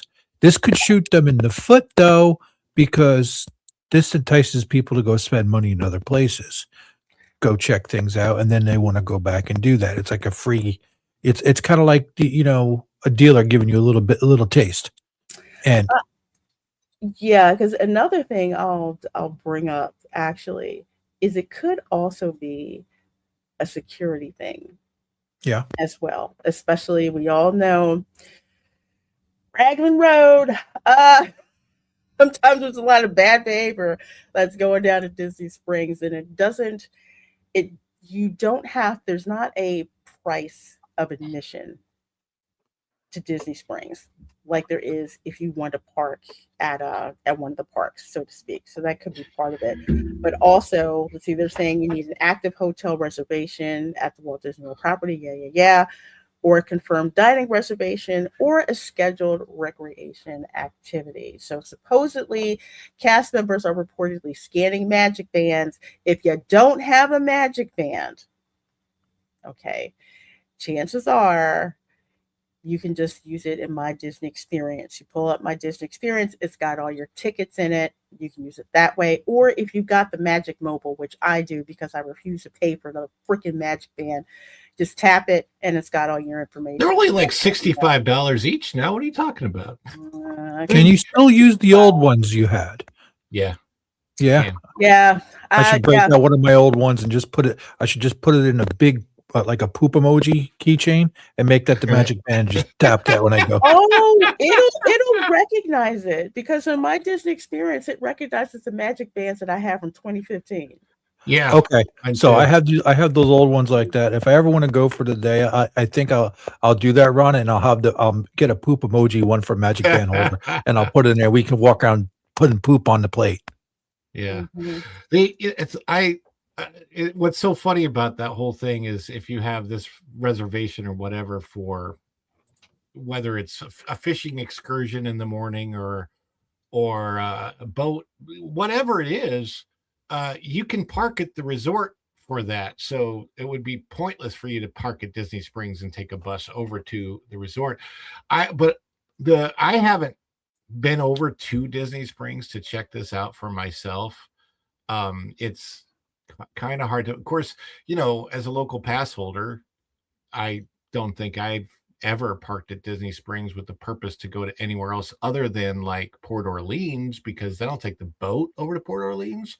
But as a pass holder, I can always park for free. And I mean, I only have a Pixie Pass, but I've never had an issue on the busiest days still parking at the parks if I want to. So, But I then don't again, think they. it also just depends on what your particular plans are yeah. for that particular day as well. So it's like I agree, as a pass holder, you could pretty much park wherever you want to park. Disney Springs parking, kind of a pain in the butt when the place is I go to the orange, and I like the top orange because nobody likes to be on the top. Oh, And I like to go to top too. Yeah, Tom, you but there's remember also the day chargers there, so yeah. last time I was at Disney Springs was I think that day that I was with you, Tom. Yes, That we had well, dinner. we met up at dinner. Yeah, Yeah, and that day, that was crazy. it was nuts. It took Well, me. we didn't realize there was a cheerleader competition in town. Oh Yeah. my gosh. Yeah, no. And we got there, and our friend showed up, and they were really messing with her trying to get there. Oh yeah, that was horrid. My gosh, it took you what, almost an hour to park, Ron? You were saying it took me close, at least a half. No, I think it was close to an hour to park. It was a pain because Lime Garage, if I remember, I came by Lime Garage, that was closed off. They wanted me to go to Peach Garage. I'm like, screw that. There's a Peach Garage? Or whatever the name of the one is across this. There's the two that are on the one side of the street. There's a and the grapefruit. There's a grapefruit. grapefruit. Not Yeah. peach, grapefruit. I thought my mind was blown. I'm like, wait, there's a Peach Garage and we don't know about it? I know. I was like, you're right. You know what? They wouldn't use Peach because that's Princess Peach. Princess Peach, yeah. I'm like, that would be a competing Peach. Competing. It's like everybody parking at Peach and saying, I parked at Princess Peach, My bad. Yeah. But yeah, oh, I'm sorry. Go ahead, Ron. No. I was just gonna say that was the last. I personally I have a hard time with Disney Springs now. It was really weird. I remember working there in 2015 and 2016, and that was at the time that they were doing the expansion to Disney Springs. I was there the day that they installed the Disney Springs sign and replaced the downtown Disney sign. Mm-hmm. And I remember thinking to myself, oh, this is going to be so nice that they're making this so much bigger to relieve the traffic. And there's just more people that showed up. It's just, that is so busy all the time. There's hardly, only if you get there really early in the morning is it not particularly busy. And then at night, Disney Springs is just nuts. And I don't know, it's just so many people for me. It's really peoply in the evening. It's just the nature of it. There isn't an admission Saturdays are worse to get to it. Saturdays and Sundays are worse. It's always been that way with Disney Springs. But there's this tag, why is Disney doing this? To be honest, this didn't come out of nowhere. I think it's something that they kind of maybe had guest feedback on. And again, high visitor period, high crowds have probably tried it. So for years, guests have used the Disney Springs as a workaround. Park for free at Disney Springs. That is true. Hop on a bus to a resort. That is true. Then transfer to a theme park. That is also true. It's a loophole that effectively lets people avoid for paying at the parks. To be fair, this has been an open secret for over 20 years. Yep. True. This is not new. If you've ever been on, I don't even want to mention the Diz boards, but they're. I don't even want to get into how much you can't freaking stand. Even back in the day, right? 25 years ago, you could get on some of the boards and think about this. You're going to do this, but that takes time out of your day. It does. So it depends on. So I always would advise people, whatever is your off day, like your rest day, and you need a rest day. Trust and believe you need a rest day. On your rest day, this is something that you would do, because Disney Springs doesn't open until I think 9:00 or something like that. So you have to be at Disney Springs, then you have to wait for the bus, then you have to take the bus to the particular resort. And if you're not at one of the Magic Kingdom resorts, you know, well, no, same thing. Magic Kingdom resorts, Epcot resorts, you get there, then you have to actually then go over to the parks. Disney set it up so you purposely cannot go directly from Disney Springs to the theme parks in order to avoid parking. But yeah, this has been an open secret for 25 some plus years. It's nothing new, but it looks bad. It looks bad. Apparently, and this is what Marvin is saying, Disney is also likely trying to reduce overcrowding on resort buses. I don't know if that's exactly true, depending on what resort you get on, bus you get on. Polynesian bus is hardly ever crowded, which is why usually, unless it's peak periods like park closed, park open, the Polynesian and the Grand Floridian usually share a bus. Wilderness Lodge and Contemporary will usually share a bus. Pop Century and Art of Animation have stellar freaking bus service. Usually, when one bus pulls up and it fills up, usually there's a second one that's right behind that. So I don't really think that it's overcrowding, so to speak, because overcrowding on buses usually don't happen until the morning and the evening. So I don't think that's really true. Prioritizing actual resort guests. I kind of get this from a snooty point of view. Oh, I If get it. I get it from somebody being on vacation. I'm a resort guest and I should be able to use this as a perk. I get that part. I wouldn't say snooty. I would say more of, okay, we paid for this. This is a service that they're offering us as a paid person. I get that. it's true. It's like with the Polynesian pool. People are like, can't I just go over and go on the Polynesian pool? I'm like, no, because I'm paying $500 a night. You're not. No, you don't get to use the pool. The trip I took in 2018 to the Grand Floridian, it's like the resort was overrun with people, but people would go there for the gingerbread house, which would make sense, but I could hardly get to the main building because it was so full of people. So, yeah, I call it the snooty thing, but in reality, it's like, hey, I want to get what I pay for. Same thing, even if I was, Art of Animation, I paid. The bus should simply be for resort guests to get back and forth from my resort, and free up parking at Disney Springs during peak demand. I I don't don't. know about that one. It's always been it's always been an issue with parking at Disney Springs in the evening on the weekends. And they've got Especially if they free have garages concerts. and flat parking. Yep. Yes. Especially if they have concerts. What I see next, them starting to charge for parking at the Springs. That's my bet. Yeah, we're talking Yeah. about the logistics of that on the show the other day. How would they do that? And I The think infrastructure's there already. They could do it. They just have to put up a meter in the front. They got gates for that. Don't come down. They just got well, to have a toll collector. there's another way to do it that's really easy, and that is that each parking space could have a QR code that you'd have to scan and pay that way. And if you did it, they would know. I mean, they definitely know which parking spaces are occupied or Mhm. not. So Yep. Yeah, it's they do. it's a possibility. It's like for the same reason how at Universal City Walk, parking isn't free until after 6 p.m. You can get parking for free if you get a matinee ticket to the Cinemark. So it's like you pay for parking up front, and then once you get to the movie theater, they just reimburse you the parking fee. But in general, after 6 p.m., it's free to park at City Walk. Disney, Do they reimburse you for Prime on that, or is it just regular? I think it's just regular. Okay. Maybe prorated for Prime. That's one of the reasons why when I went to see Super Mario Galaxy at Universal, I went to the 8:30 p.m. showing. Okay. So I wouldn't have to because I don't have my annual pass. I wouldn't have to pay for parking, but I did that on purpose. But even if I came during the day and I had matinee tickets, I'd still get reimbursed for parking. Hey, by any chance, did you get the survey, LaReina? The Universal For survey? Tom and I both got a I Universal did. survey about Epic Universe passes. Yep.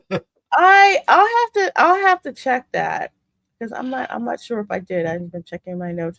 Thanks, Izzo, for being a member for 25 months. I sure do So appreciate that. Here, let me hit you with the old school clip. Here we go. This is pathetic. Join in, folks. It's yodeling time. Here at Lester's. Elephant green screen effect. Thanks for being a member, my dear. That will never get old. I'm so glad I clipped it when it was on X. You can't find it anymore, but freaking love that. Yes, it definitely is about crowd control. Excuse me, too much soda. So if they keep this, I it just think would that not surprise me. Disney seems to be doing more and more, and I don't think this is going to change under Josh tomorrow. I think a lot of people are hoping that it will. I don't think it will, but they seem to be limiting more and more access to middle of the road families, and they are catering more and more to affluent guests, and that's where, which is, I don't know, it's a little bit bizarre to me that there are as many affluent people that love Disney as much as they do. Like I would think, you're a millionaire, you could go to actual Bora Bora. Why do you want to go to the Polynesian? I always, like, it's my mind, but yet, yeah, people are there. I personally know several Disney nut millionaires. I mean, it's a lifestyle. Disney has moved from being a parks to a lifestyle brand. And if you don't think that's true, go look at all the videos of the Disney adults, not the adults who love Disney, the Disney adults who will go to the parks and how much money they spend. It's a lifestyle brand, and I think Iger had mentioned that before. And yeah, Josh is pretty much going to double down on that for the most part. I mean, there's stuff that happened in the parks, and people blamed Iger instead of rightfully putting the blame with Josh tomorrow. Mr. Skinny Jeans got out of that for some reason. I don't know why. Yeah, because he looks good. That's why. That's why he got out of it for the most part. But it's a lifestyle brand now. And if you look at some of just like the brand pairings, like Corksicle, Kate Spade, luxury brands, why? Coach, stuff like that. Why? Why would people want that? So your more affluent guests, or the ones who save up the money so they can go, and it's even harder for them to go.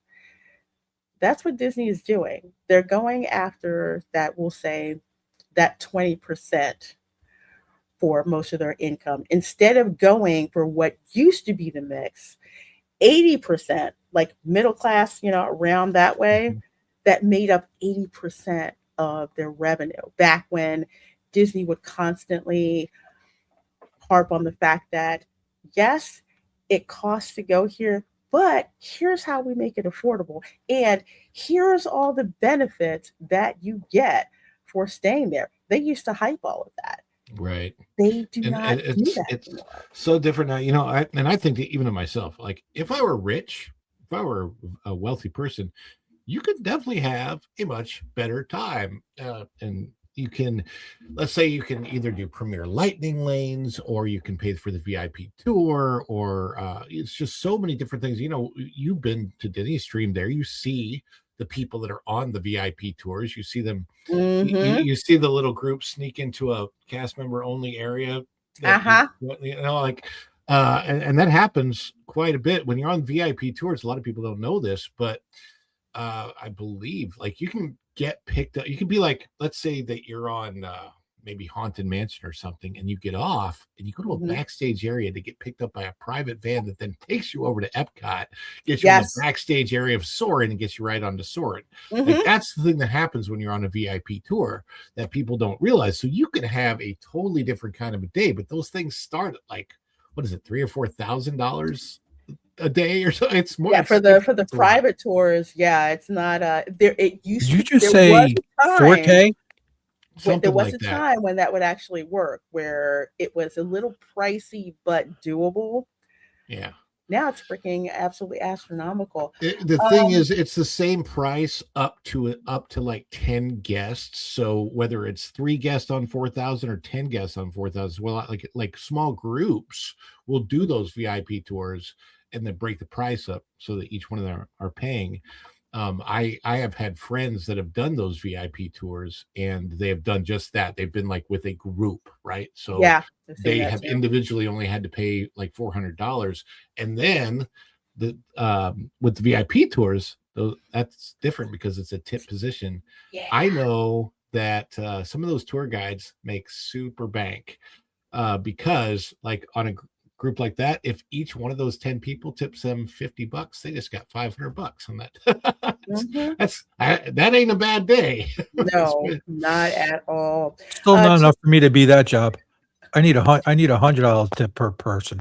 I'd go crazy if I had to be a tour guide like that. I Yeah, can but just see it now. you Tour get guide to goes eat your ballistic in meals for Disney. free. I mean, the VIP tour guides also get to eat all their meals for free. So Oh.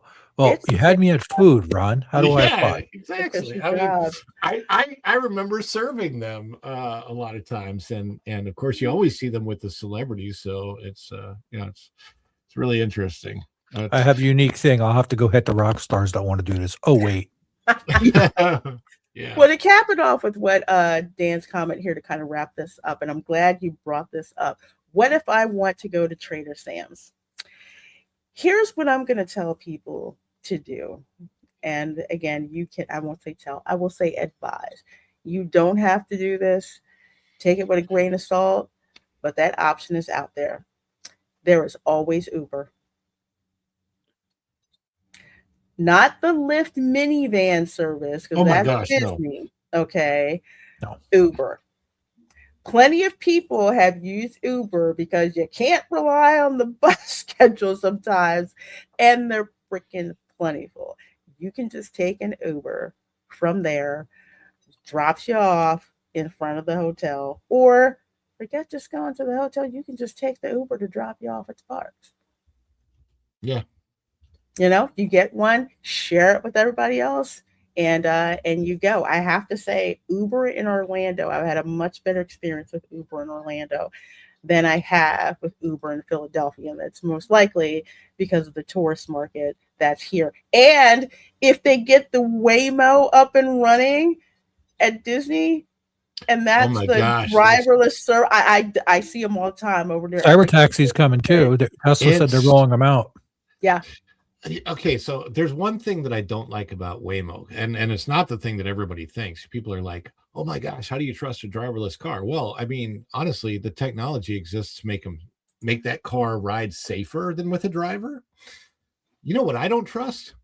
I don't trust the fact that I don't have my Johnny Cab guy in the front like there was in Total That's Recall. what I said when I first Well, saw listen, it. as long as it's not the Olaf Disney robot, we're good. I want him popping up. Hi, welcome to Johnny Cab. Johnny Cab. Yeah.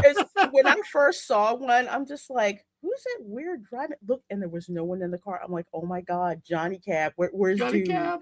in the Yeah. front? And people thought I was making. I'm like, no, I actually saw that. And driving the Epic Universe, I think there was one that got behind me because I told camera girl, I said, look, there's going to be no one in that car. She's like, yeah, Mom, sure. And then she looked, she's like, there's no one in There's the no car. one I said, there. I know. Yeah. Anytime And one of them those gets things with behind the, me, the LiDAR spinners around all of it, the stuff that's crazy when you see those things, it's like, is that thing out of Mad Max? What the heck were they I thinking? know, They right? took a Jaguar and put all this crap on a Jaguar SUV. That's electric. They And it's had just to do it because flat around. Jaguar can no longer sell their cars. I to know. regular I people. told you that. They can't sell them. Melissa Bell says, Jaguar, yeah, couldn't sell the electrics that great, so Waymo got them at a good price. yeah. So they've got like a fleet more than likely. They're going to be testing them out around even more. Well, I'm close to it anyway. The convention center, which does make sense, and apparently they're going to be down, at Disney as well. So I'll keep you guys posted about what's going on with Waymo, but definitely Uber is an option, to do park hopping. And just think, you don't have to share a bus with a bunch of unwashed people in a park all But what if you want to have smell-o-vision? Come on. no, we don't really want that. Melissa Bell says, "Hello, see, my family just did an 8-day trip to Epic and Universal. Oh my gosh, why do streamers seem so negative about Epic? Probably because Epic isn't handing out cupcakes. Remember, That's true. remember my line, okay? What's my line? There's cupcakes at Publix, okay? And I really think you have some Disney influencers who are so stuck on the Disney box that they can't see that, you know what, Disney brand is not what it used to be. People are not Yeah. paying for it the way they used to. They do not see the value. Meanwhile, you've got Epic Universe. Let's see, pricing. How much did I pay? I didn't get the one for 7 days because it was the ticket was valid for 7 days, but I think you could visit like 5 times or something like that. And I think for an adult, it was, I want to say, like, was it $600? I think. And I think it was a Hopper too, as well. But I know I got one where it's like a 3-day ticket because I didn't have a whole lot of time. So for a 3-day ticket, one park per day, I think it was two. I think it was like about $500 for that. And it was actually a really freaking good deal. I didn't use it at the other parks. I just went to Epic Universe to use it. But the park was not. I'm not going to say not super crowded because it's a trick. Okay, it's a trick. When you go inside and you see, Celestial Park and all of that, and it looks nice with the water, and it's like there's hardly anybody here. And then you turn and go in. Uh-oh. Is that Herbie? Nope. She froze. I thought that was me. She froze. Uh-oh. Well, So I will say this. Hopefully, we're still on the show. yeah, Um, we're I think we're still live. Let me take a look at the other page. Hold on. and my Yes, we are. thoughts about the streamers, because the day that I was there, of course, everybody, like every vlogger and streamer in the world, was there that first day, and there was streamers, but typically speaking, Universal, you cannot get on as many rides while you're streaming No, because you can't. they They limit stop you. what you can film when you are on, like, you can't film on all the rides at Universal, period. Yeah. Now at Epic, you can film on a lot more, is my understanding. When I was there, like, they had no trouble at all with me filming on Yoshi's. I don't know about the roller coasters because I won't really do that. But You know what? People are doing it with those glasses, or they have a little yeah, cam yeah, they yeah. put on there. They have a little cam they put like here, Right. and I just remember I was streaming one time and I was on Guardians Cosmic Rewind, and I was holding my holding my gimbal like tight against my oh chest. no, I was like, oh dear Lord, please don't break. And it was like, it was you were crazy. doing this. Yeah, that was so, my gosh. Anyway, it worked. It was fine. But I'm like, I don't think I'm ever going to do that again. And You know, I wish I was there. I could have filmed you doing that. That would have been that hilarious. would have been very, very funny. But as far as streaming, I mean, I think Disney streaming has become like a brand, a thing. Like, so many people are doing. Like, here's what I learned from streaming in the parks myself is that I personally, I will still stream from time to time in the parks, but the YouTube algorithm loves it if you're a park streamer, if that is literally the only thing you do. Yep. So the Disney park streamers only do Disney parks because the YouTube algorithm loves them for that. It's a thing. And you won't see Disney park streamers doing much of anything else. as far as Universal is concerned, there aren't as many Universal Park streamers in general. So I think that people, I think it's more of a YouTube algorithm thing, honestly, than Yeah. anything else. And I'm yeah, she had a cold Olaf. yeah, She's saying, that's funny. I'm thinking, Ron, maybe I should start changing that to Universal. I do have the pass and I got a gimbal. Maybe I should start doing You that. should stream there, I think, because there aren't as many people and it's a less crowded space for sure. I will just tell you that my own personal feeling on streaming is I've done a number of streams from the parks and from the resorts, and it's just something that I personally found that I am not having as good of a personal time being there if I'm streaming. So like I'm doing things for the audience, and that's fine and that's great and all that. But I just You had a obviously- cold Olaf, but the question is, did the computer fall over or did it stay standing straight up? It stayed standing straight up. It was just like, okay, you have me doing too many things for too long, right? So you was it a browser hard crash or was it an actual kernel crash? I think it was a kernel crash. It was not the blue screen of death. It was an instruction thing where if it was a kernel crash, have you ever considered switching over to Popeyes? Ron, Popeyes is going bankrupt. Ron, the Popeyes in Tazewell closed. Okay, yeah, it's just. But yeah, I thought people loved it was that open chicken and it from was Popeyes. gone. It's, I never got my so chicken. Funny. I'm so mad that LaReina knows this because she knows what I'm talking about. I'm still really mad that our PDQ changed to a stupid saucy. Yeah, I saw that. I'm like, Okay, I'm lost on this going one, there. guys. Because we live not too far from Yeah. each other, and we have a PDQ. We had a PDQ in our neighborhood, and that chicken was really good, like reliable. I would say 95% of the time, especially when they actually had zucchini fries, which were really good. And they went out of business at that location, and they have now reopened as a saucy, which is like a knockoff KFC. I've never heard of saucy. I am kind of like, if I seen that name, I would really stop and wonder, going, what are they exactly selling? Kind of. I didn't It's like, know am I going to what it go there and have was. like a bunch of different sauces with French fries to dip them in, or what the hell is it? I didn't know what it was either until I looked. I'm like, what the heck is a saucy? Yeah. I Yeah. had no idea what the heck a darn saucy was. But yeah, it was just an instruction crash. But yeah, unlike Olaf, mine didn't fall over. It was just kind of like I was wondering maybe Stitch came over and pulled your wires out. You know what? He knows better than. And you're sitting under there chilling, aren't you?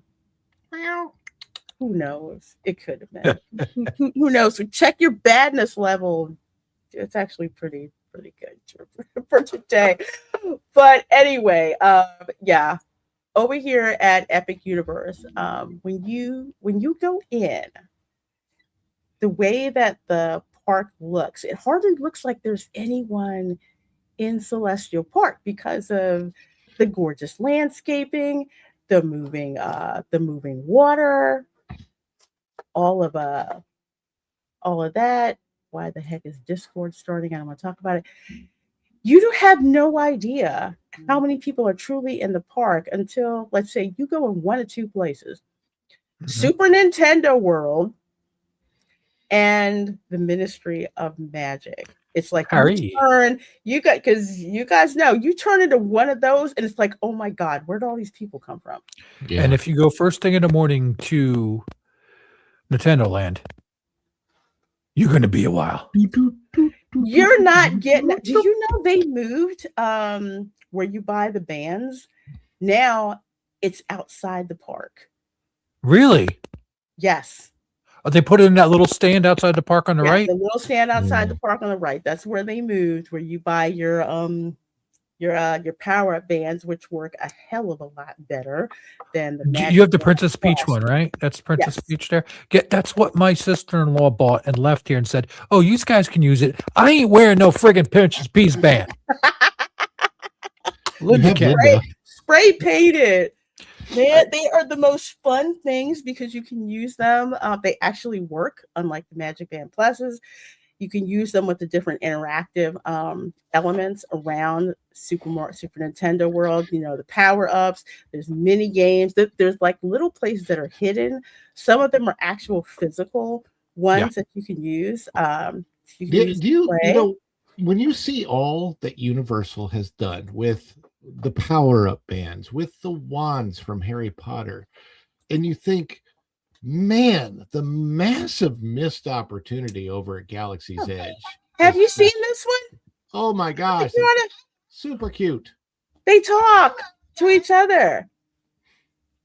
If you buy them both, they literally Oh talk to my each other, gosh. and they're like soft and squishy. So if you have, like, say, someone with sensory issues, it's like you can't stop squeezing it. It's so cool. But yeah, like you were saying, even like these, even like I have the Hedwig owl that turns its head into it. It's that kind of merch that is just insane, where people are just like, shut up and take my money. Or in my case, one parent came over and they're just like, I hate to ask you this, but my kids are not going to leave me alone unless I ask, where did you get that owl?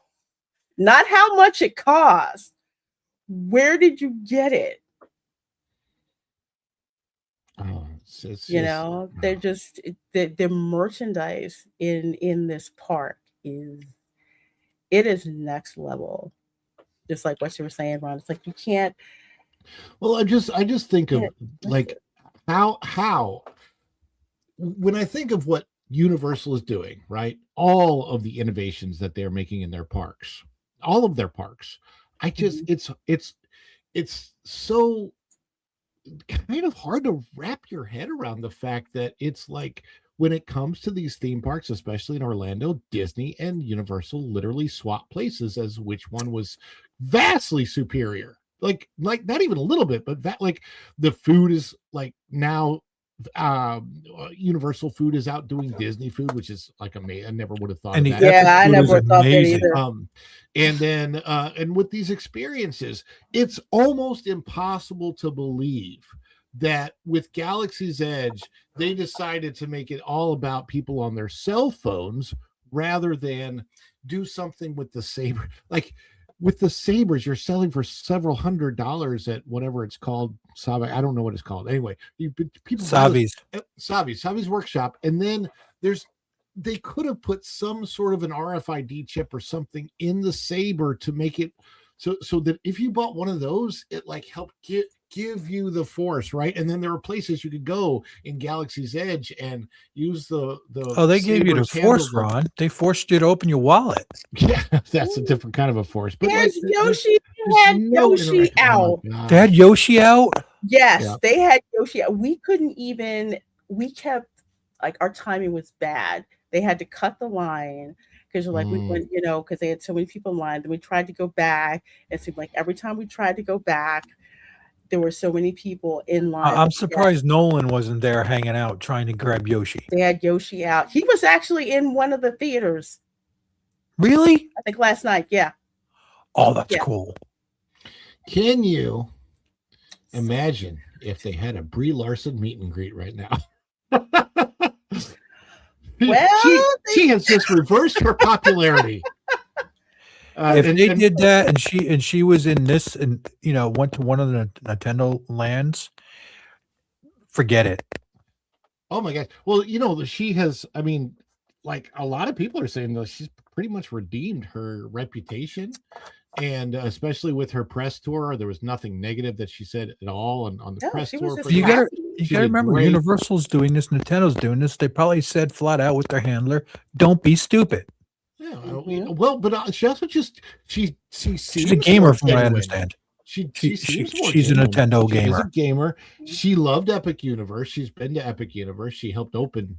She was there last year at the opening. And Mhm. she did a great job as Rosalind. I mean, when the Galaxy movie opened up and she is the one telling the story, like it literally opened with I've her. had that I was burger. like, that's so cool. Yeah, I had it like backwards. This is a Toadstool Cafe for Been people there, Mm. love who it. don't know. It is so cool in here. All the windows. Like when we went, I didn't realize, the part where it's like they dim the lights, it looks like it's like a thunderstorm, and there's Bowser's ship that comes by, and he's shooting, the bullet bills. I did not know Bullet Bill went through the kitchen. You So didn't? I didn't know until I turned around because I hadn't sat there before. So I turned around and I looked and I see Bullet Bill going through the kitchen. Like Camera Girl did like a TikTok video of it, which is that Mario turned into a burger? Basically. Yes, basically. I have the hat turned like backwards, but Oh yeah, a little Mario hat. Luigi has like a pesto burger. So the Mario burger. That burger was surprisingly good. It was very good. This food makes me happy because our son, he's very, very super picky about what he eats. But if it's all designed to look like Mario, he might try it. Can you highlight everyone's comment about we need to try Princess Cake, Peaches Cake? I've done it. Me, my sister-in-law, my brother, and Linda. And I think I sent you pictures, LaReina, of that. Did I see it? Princess. Yeah, I think so. I think I saw it. Yeah, I didn't get to try it last time. 4 of us. It fed 4 of us. Yes. We could barely fit it. It's big, and it was good. I missed it the first time because they ran out of it, and the table next to me had it. But I had the Rosalina cupcake, so I can tell you which was really good, really sparkly. But yeah, I had the Mario burger. I had the refillable mug, so I got that because different places around Epic Universe have specialized drinks in the freestyle machine as well. Super Nintendo World doesn't have one, but Isle of Berk does, Darkmoor does. Why am I blanking? The other one does, and Celestial Park has. Yeah, the only one that doesn't is Harry Potter Land, because now the freestyles in there. Yeah, okay, here's a fun question for you. Do you think anytime in the next 3 to 5 years this park will ever not be busy? Yes. Yeah. One day. Because it just seems when, like when there's a major hurricane and they just close. That's about it. I just this part. I mean, you see the tickets right now; they're all $199. And yeah, and it's such a different experience. It's not all. It's hard to say this. Like going to Disney is so old hat now, especially if you're local, if you've had a pass for a long time, it's like, where everything is, where all the bathrooms are. It's not the same, all the ins and outs and the tricks. And going to Epic is so bright and new and kind of just wonderful in so many different ways like that. And God, I wish that there was a pass. Just if they sold just an Epic Universe annual pass, I'd probably buy it. But I told them that in that survey, Ron. I said there should just be a plain Epic pass. There should be. I would much rather go to Epic Universe because one, of course, as you know, Ron and Tom, it's easier to park at Epic than it is. It's the actual closest park to where I live. Mm-hmm. And it's Mad Hatter. Oh, sorry. Mad Hatter, their fries are great. I had no issue with the fries. We found Igor is walking around. Igor is a TikTok celebrity, y'all. I have yet to see this guy. I've seen it. We've seen the Invisible Man. He's a crack up, the violinist. I always miss Igor. I want to have an interaction with him because I think it'd be hilarious. How have you seen the Invisible Man? Because he had his robes on. Yeah, he had his clothes on. He was wrapped up. He could be seen. We saw him. He was observing. That was funny. I believe he called somebody an idiot with the idiot box or something like that. Yeah, with the cell phone. Yeah, it was hilarious. Pointing those devices at me. That's another thing that Universal has done better than Disney lately is Streetmosphere. Remember when Disney had Streetmosphere? Yes. That is the big thing because in Tom, the Burning Blade Tavern. Oh, that was fun when we had that there. That was the guy came in, the Monster Hunter was talking and he played that up and it was good. had a brief interaction with him, but the way he was talking to some of the kids and going off, they had a great time. Then the blades heard it lit up, and you looked up, and the whole ceiling looked like it was Mm-hmm. on fire, Mhm. and it was great. He went Sulfur right along with smell. that. I mean, They had the sulfur smell to get piped oh in yeah, there, and then some of the wood is actually charred, like it was burned. I mean that yeah, the whole thing with the characters adding the atmosphere to what's going on. And like I told people, Igor is a TikTok celebrity. The kids go to the park, besides going to Super Nintendo World, okay? People want video with Igor. It's like it's insane. It's like everybody wants to get pictures with like with Igor. But one place I that place kicks ass. Did you? finally got to eat was the Blue Dragon. You got to finally. I got to finally. That Last I've time I was gonna been 3 go, times. I I love it. couldn't go because they something with the reservations that they weren't quite ready to open yet. So instead I went to the Atlantic. But this restaurant, if you live in the Philadelphia area, probably in DC as well, there's a restaurant called Budokan. This is set up like Budokan, but not. Budokan, it has like all of these like different like scenes in there. It feels like you're somewhere in Asia. It's just like off the chain. This is the bar. I think this is the Mhm. The White Tiger bar. There is like a little like say a bridge like you would see like in Japan, like bridges like over, like little water elements and stuff like that. Special areas that are set up. You've got like trees that are indoors of lighting. This is when you walk in. It's got all these neon signs in the beginning. And here's the main dining room, which it looks great during the day, but it Now I looks want those dang absolutely wings they have. You made me just remember. Yeah. the wings were so. This drink that I had, it's non-alcoholic.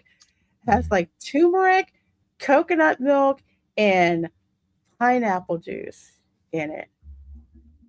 And it's so freaking good. I don't like paying the alcohol markup, so I don't really buy the alcohol at the parks, but the mocktails I do. This one was really good. I was surprised with how good it was. And their whole like drink and mocktail menu is insane. There they are. Yeah, Ooh, there they are. The double fried Korean wings. those are good. They are so delicious. I can't. They're so good. They're super crunchy, with the sweet and sour sauce. They were not what I expected, and I loved every minute of it. They're so delicious. You get four. I forget how much it was, and I didn't care. I don't. You know what? You get them. You get some of the other stuff, and they have it for the plates where you. The whole thing is you get a bunch of different plates and you share it, and Yes, it's yeah. the I food had this. is absolutely amazing. It is. I had this. This was the braised beef Yep.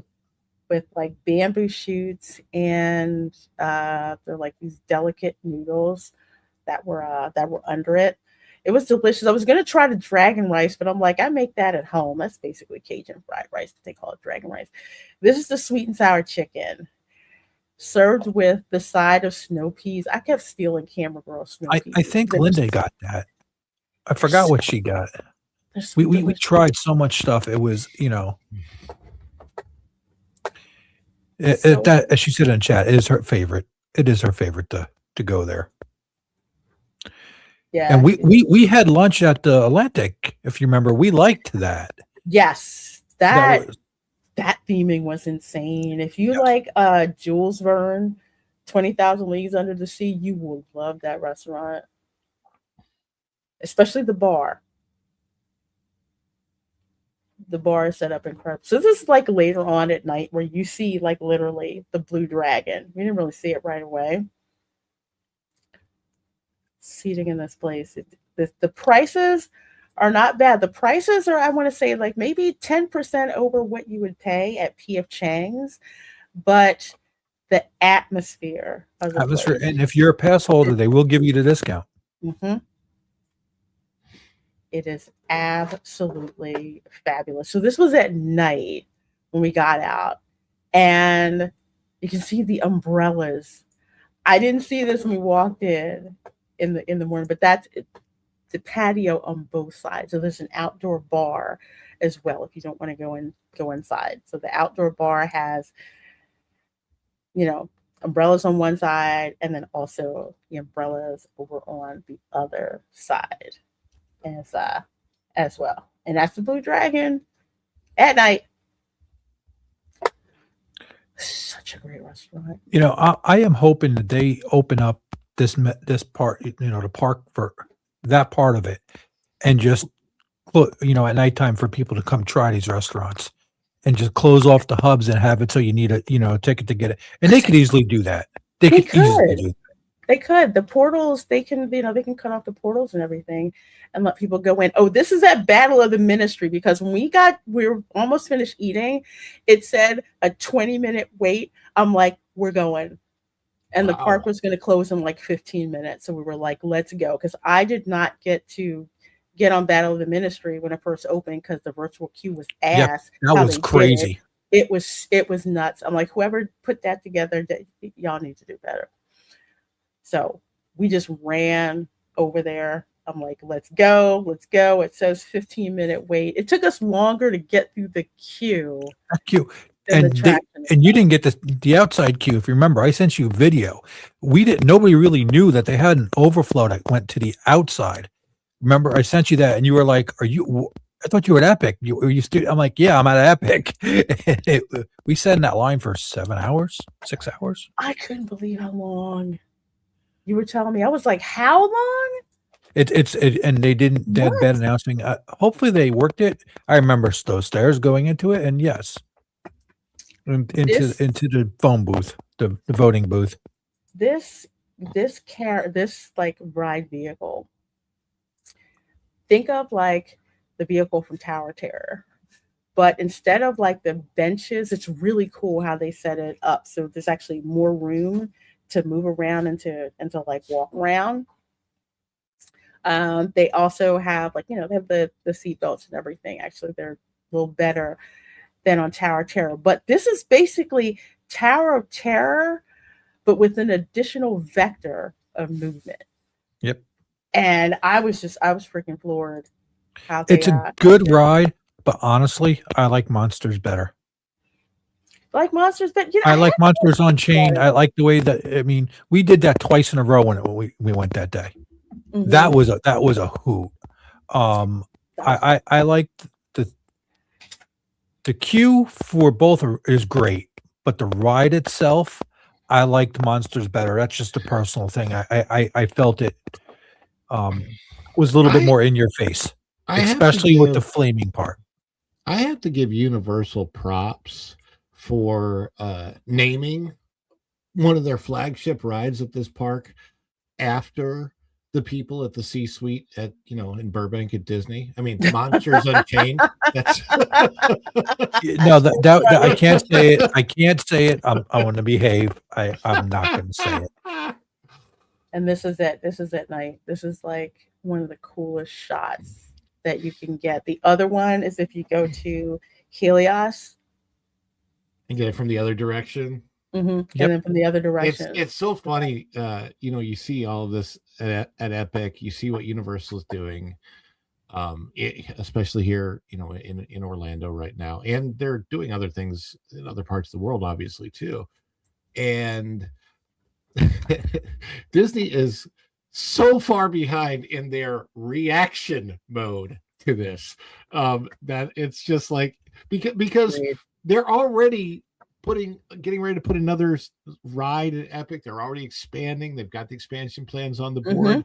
They will probably have an expanded ride situation before Disney, certainly before they get Villains Land or the Cars Dirt Track or whatever the stuff that they're trying to do. And the only thing I'm somewhat excited to see at Disney is the South America area, the tropical Americas, Tropical Americas. Yeah. because I've always felt that park needed uh, representation. They've got Asia, they've got Africa, Central South America. That just thematically makes sense. However, what they're doing in that themed area doesn't necessarily make sense with Indiana Jones or whatever. So I hope they did okay with it, but it's not like the feelings that I have for this or for Universal or for, oh my gosh, Volcano Bay. I finally got to go to Volcano Bay and I had no idea what a knockout of Isn't a it water park that amazing? is. Isn't that is like one of the best water parks I've been that putting that off too. I've ever been to. Well, Just the wave so pool So is you're insane. both saying Yeah. to check out the water park. yeah. Yes. Okay. Because Wa- we wa- did the SeaWorld one and we were kind of like, okay, yeah, we're done with water parks. No, I Yeah. mean, and I understand. Well, if you went to Aquatica, that's Aquatica has some issues, to say the least. But Volcano Bay. I was so lucky to happen to have. Well, I wouldn't say I'm lucky. I looked at the app and I'm like, why is everything like a 10-minute or less wait? And then I waited an hour. And I'm like, oh, it's okay. There's nobody going. I'm gonna go. Like, and then I went with the hope that there was nobody in the park, and there was nobody in the park. And I literally got to get on everything I wanted to get on, probably within 3 hours. Dang. It was amazing. Oh, did you go on the one that goes straight? Is it straight down? I didn't do. So I went to the top of the volcano. I did go to the top of the volcano, and I did do a 200 foot long slide, but it wasn't the jet that drops you straight down, which is on the other side of the volcano. And I thought about it, and I just thought, I feel like not getting a wedgie today. So, the other one that was long that I went to the top of the volcano for, that was enough. It was I'm getting up there to an age where that kind of stuff is just a little bit more intense than it was for me 10 or 20 years ago. Wow. Well, Volcano Bay is absolutely fabulous. And like you were saying, Ron, because I guess I know you gotta go. You're absolutely right. It's like Disney is so behind. They're behind, I wouldn't say probably right now, they're probably like about 10 years behind right now. Yeah. But remember, I look at this and I think about Main Street USA at night. How it would like all be lit up. To the left, that's the Atlantic restaurant. That's here to the left. You see the Celestial Carousel. There's Helios Hotel that's in the back. Like all this space.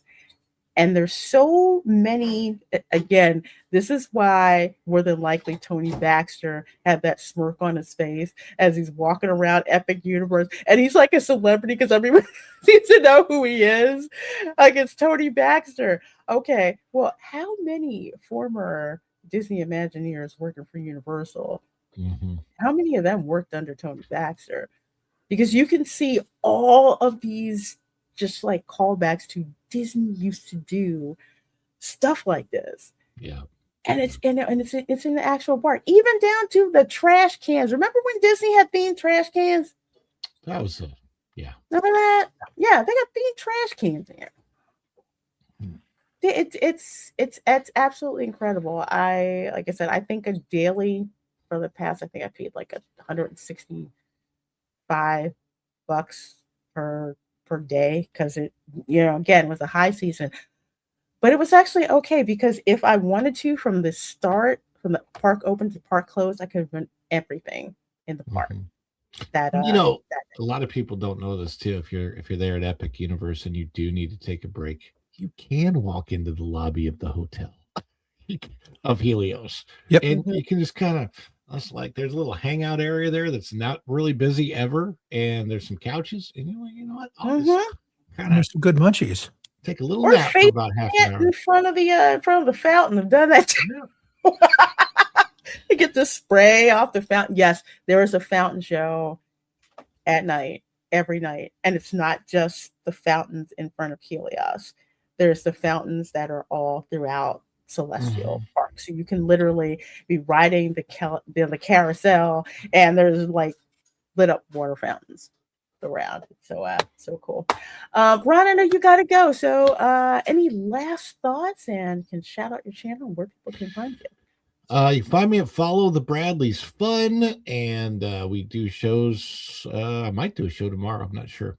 Anyway, yeah, Follow the Bradleys Fun on YouTube, and I do have an Epic Universe vlog, a Volcano Bay vlog from when I was just there, and I'm around the parks and around Orlando, and then I'll probably see LaReina at Target at some point in time. Yep.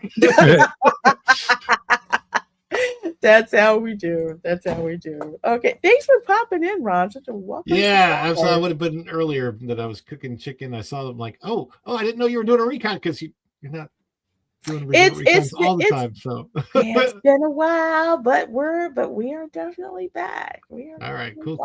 So all right, I'll join. Yeah, tell Virginia I said hello. We'll do you. We'll see you.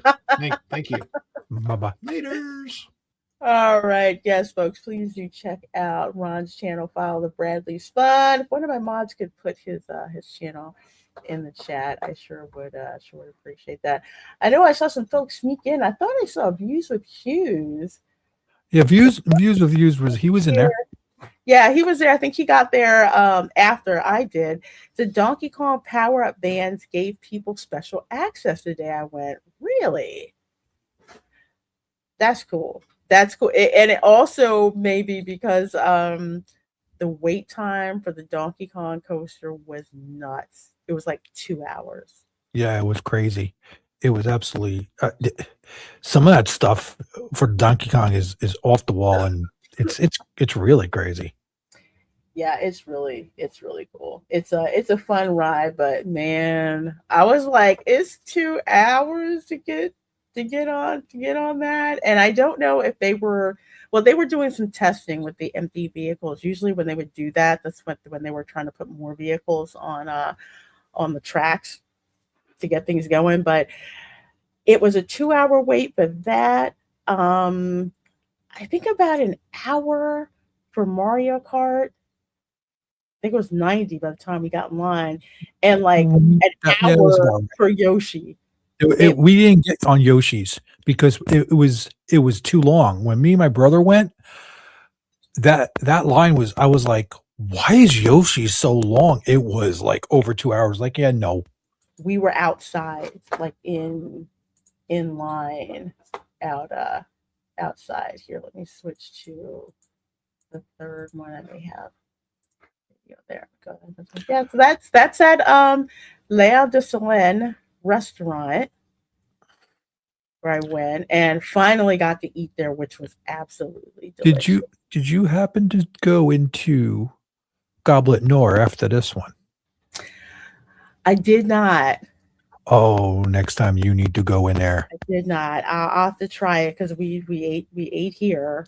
That place, I've been in both. This place you're at now is absolutely amazing. It's the butterbeer crepes. Butterbeer crepes. They were so good. They were so delicious. The butterbeer crepes. The French onion soup was great. That French onion soup looked really good. I had the chicken sandwich. It was good. I think I had the baguette. I had the baguette with turkey, and I forget what else was in it. The house out. Everything here was so darn fresh. Reminding me of kind of how Disney's food used to be like. No lie. Fresh. This was so good. This crepe, like real crepes, like Bananas Foster type crepes, not the burnt ones that they have over at the France Pavilion, the restaurant you walk in. This is what I had, the cracked turkey. Okay, I had the chicken version of the whole chicken, and it was a quarter of a chicken. I think my brother had that sandwich, and we had a great time. But of course, I got butterbeer. I had to get butterbeer. Oh yeah, I know you had to get butterbeer. Yeah, and the only thing I don't like about this part is you can't make your own potion. Lord, they wouldn't be able to get any of us out of there if Nope. they let us do that. This attraction kicks major butt. I It remember when we is. first went to it, Hmm. we were both blown away. That was during the opening, and we were blown away. The queue, everything. Then again, they go back to the old school Disney Imagineering. The fraction starts the minute you walk in the queue, and it's like you're in this old circus from like the 1900s. I'm going to say it smells old on purpose, but like in a like in a good like in a good way. The pre-show is amazing. Every time the demiguise comes out, people lose their crap. Demigeist is awesome. Looks awesome. Awesome. I did not record the entire show, was not allowed to record the entire show, but to give you guys an idea of like what the stage looks like, it's like this old school, 19th century lighting that they've got going on, what smells like. This is the curtain at the end of the show. I did not expect for it to look like this. When that happened, when we first went and this happened, we were just like, "That's bad. That is so friggin' that's," as the kids said, "It's so fire." It was like, "Are you kidding me?" They pulled that off the curtain. I know it's Mhm. kind of projection and kind of it was just they did this so well. They did, and it's a two-level stage. So it's like they have one stage in the beginning, and then that rises up to, so it looks like it's actually, they shows the bottom stage as well, which is so cool. I went to Bar Moonshine. That's the American bar. Yep. I want to know where the Florida I want to know where the Florida Magic School is, because they have pennants for all the different states. Yeah. They have there's an American school. I believe it's in Maryland, according to the lore. They need one in Florida. I was going to say maybe it's in Casadega, but that would be too easy.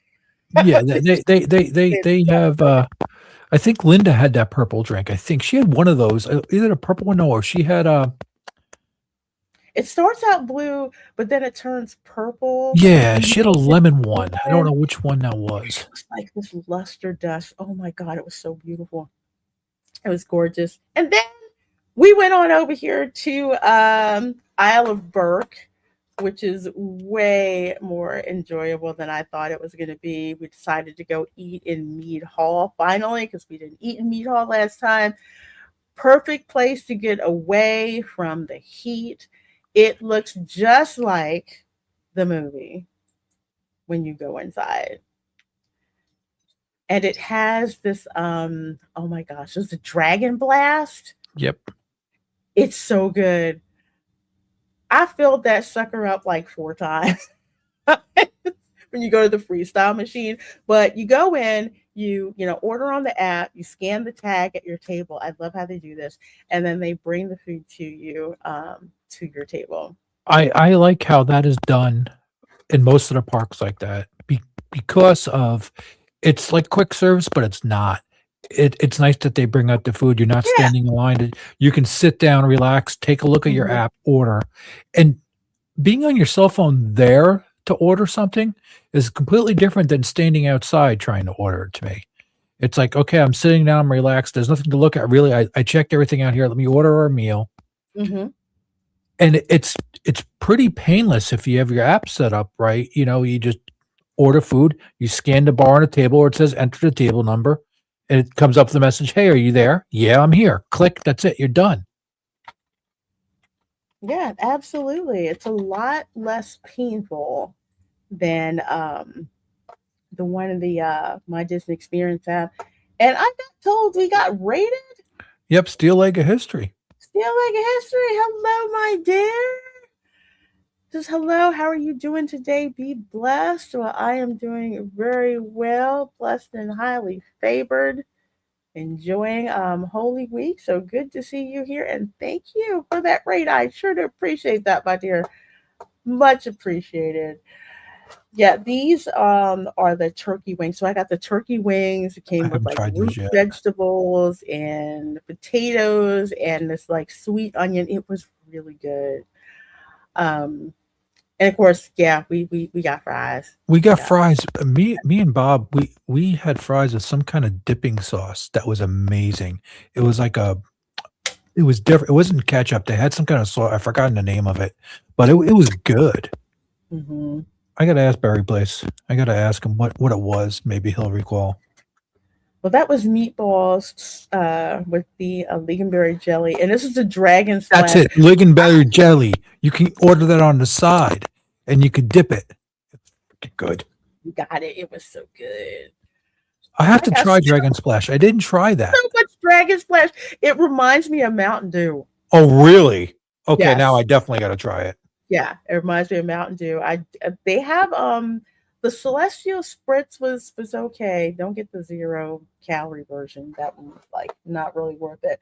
But yeah, the Dragon Splash is like Mountain Dew with an extra splash of lime in it. I could not stop drinking it. I kept kept going back to get refills of it, which was so delicious. Oh, we I, just yeah. got somebody. I think Marcus is saying that he's getting ads in the middle of live streams now.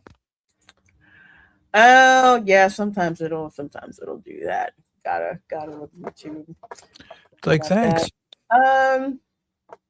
Well, it does help the channel. Stardust. I will say that. But anyway, Stardust Racers was not open, but Stardust Racers was testing Okay. while I was there, and I will say people were kind of disappointed that it was not up and that you could actually ride it, and you can see. I think that's Hiccup wing gliders. You can see in the back from Yep. Island Berg, or the upper right.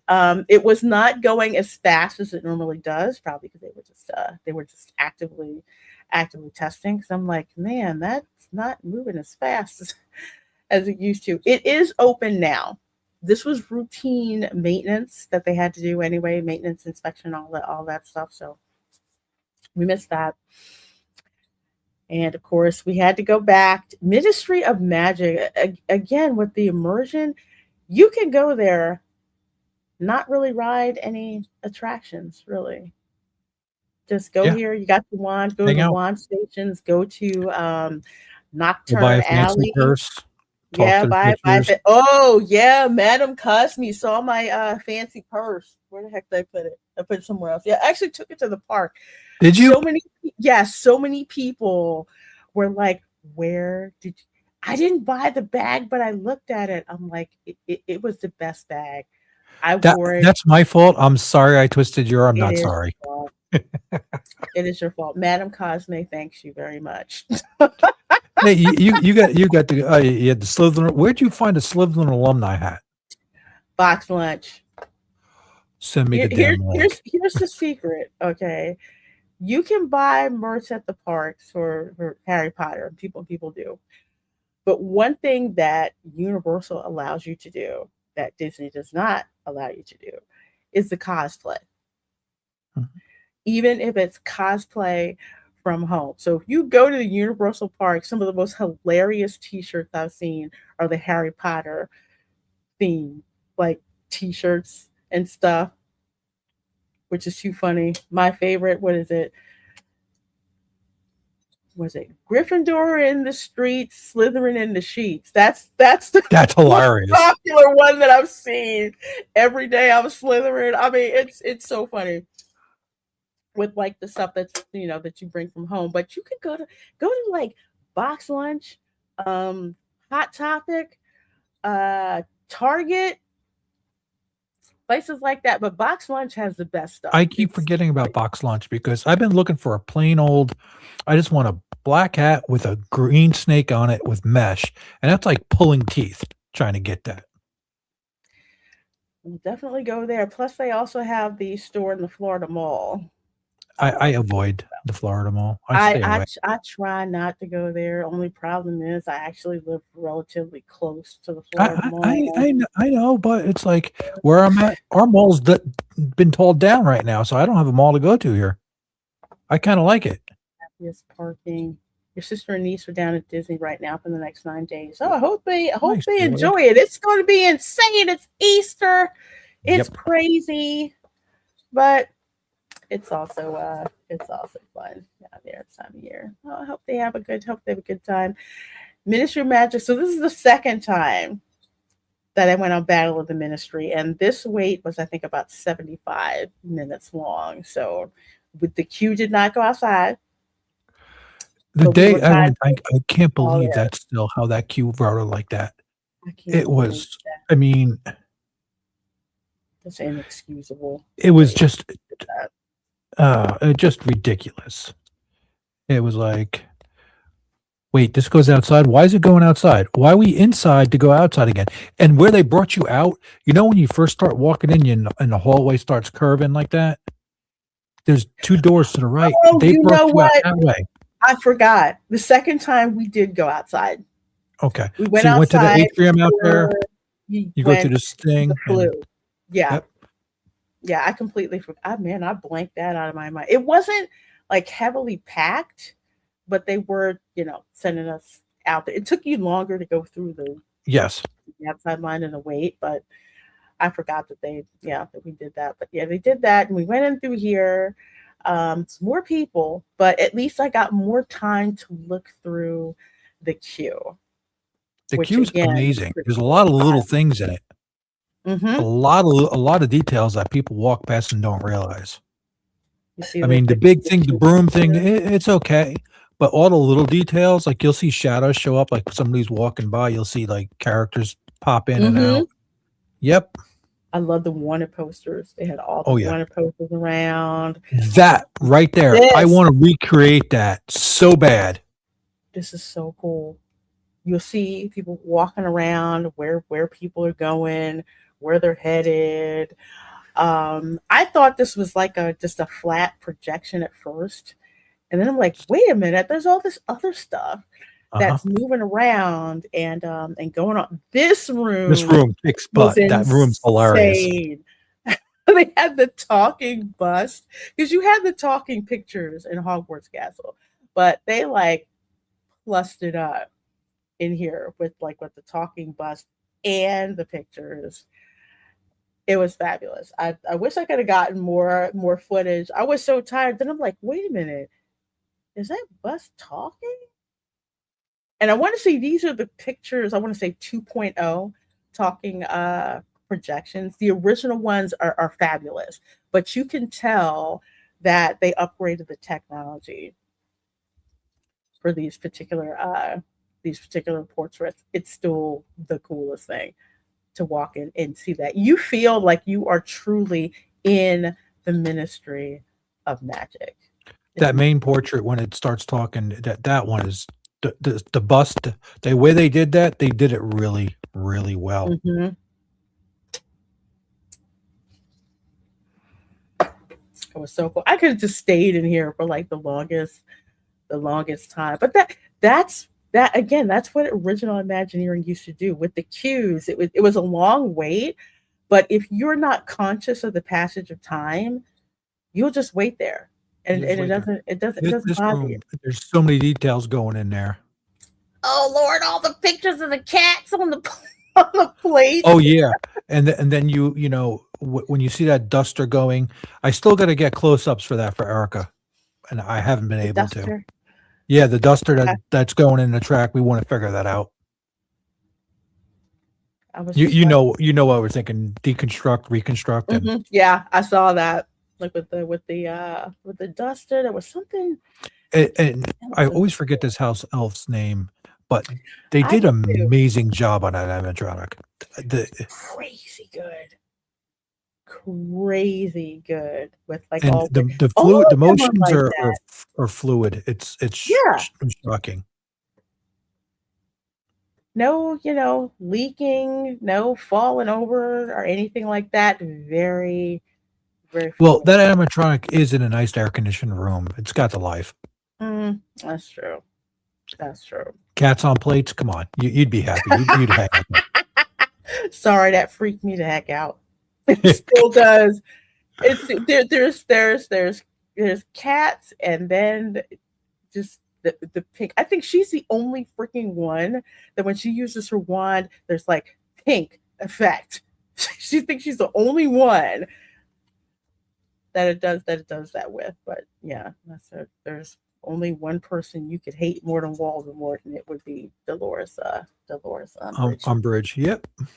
for real. So yeah, more testing of more testing of Stardust Racers. Like I said, that's still they're back up and running, and had to go by Pizza Moon.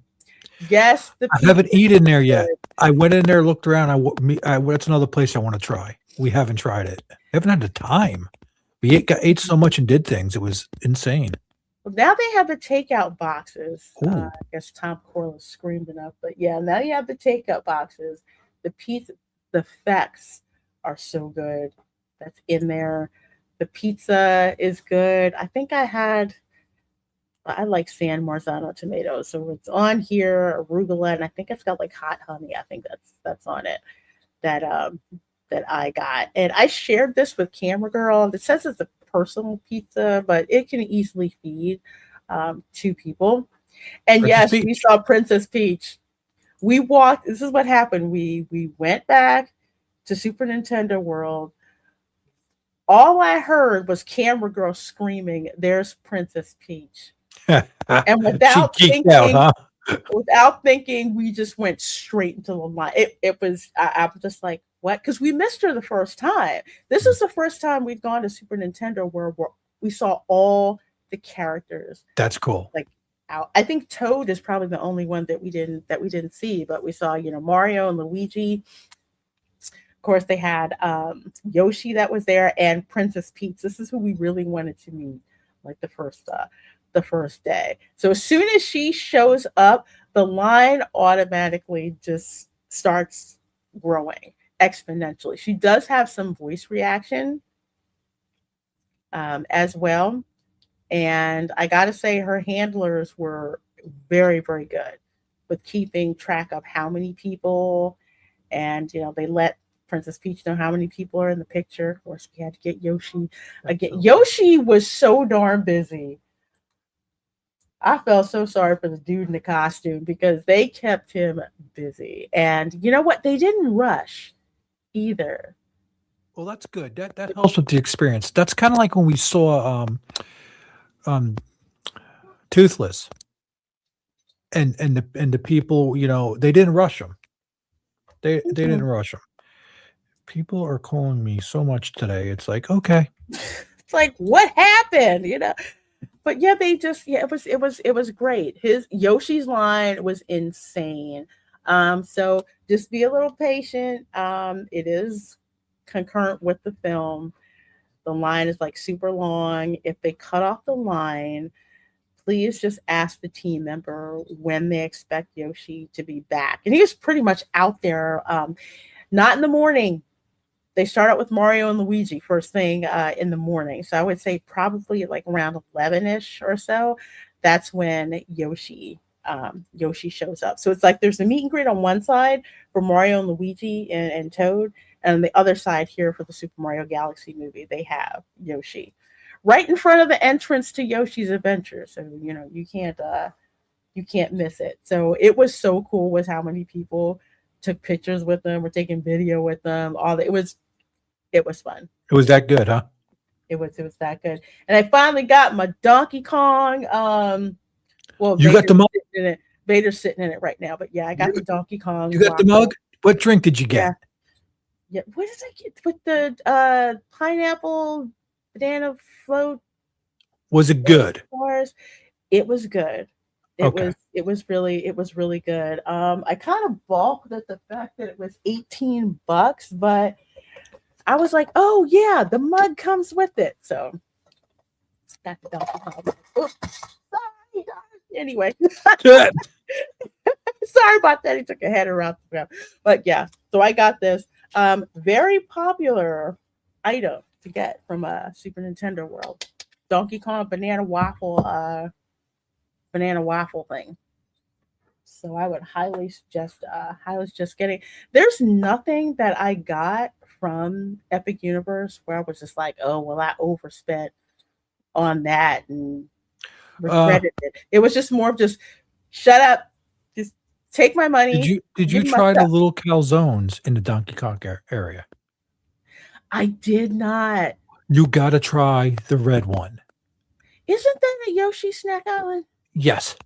Okay, I didn't try It's that. like a little shell. It's like the green and red Mhm. shells that you toss around. Oh my god. They're good. I saw them. I didn't get it. I got the melon slushy, but wait a minute. That was when I went when they soft launched it. Okay. So we were full from lunch that we had at Toad's Cafe, so we didn't really want the calzones, but we did see them. We were like, "Wait, Yoshi Snack Island is open!" So we got like the apple melon drink, which was really good. And yeah, they had the little like the The shell. calzones, like Those shell. little me and my brother were like, "Oh, let's try one." And we're like, "Oh, these are good. Let's get another one." Yeah, it was bad. Yeah. Yeah, the food is really good.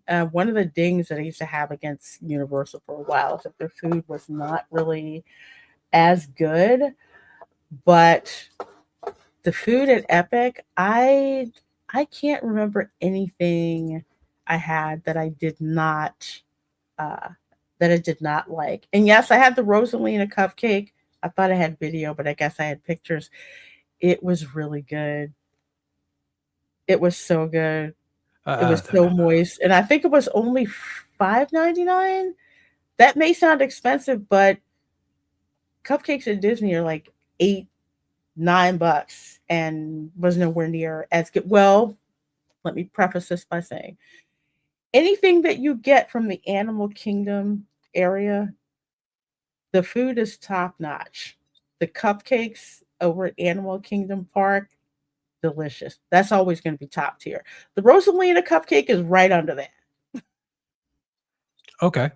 And it was sparkly, lots of glitter, lots of glitter in it. That was good. I'm just really surprised at the food quality compared to what you used to getting. It's like if you can't compare it anymore. It's Disney's not the same what it was. Just weird. It's yeah, it's a shift from I'm trying to see if I can find that picture of the cupcake. Yes, I did. I found it. I found it. I found it. I found it. I found it. So I can show it to you guys. Where'd it go?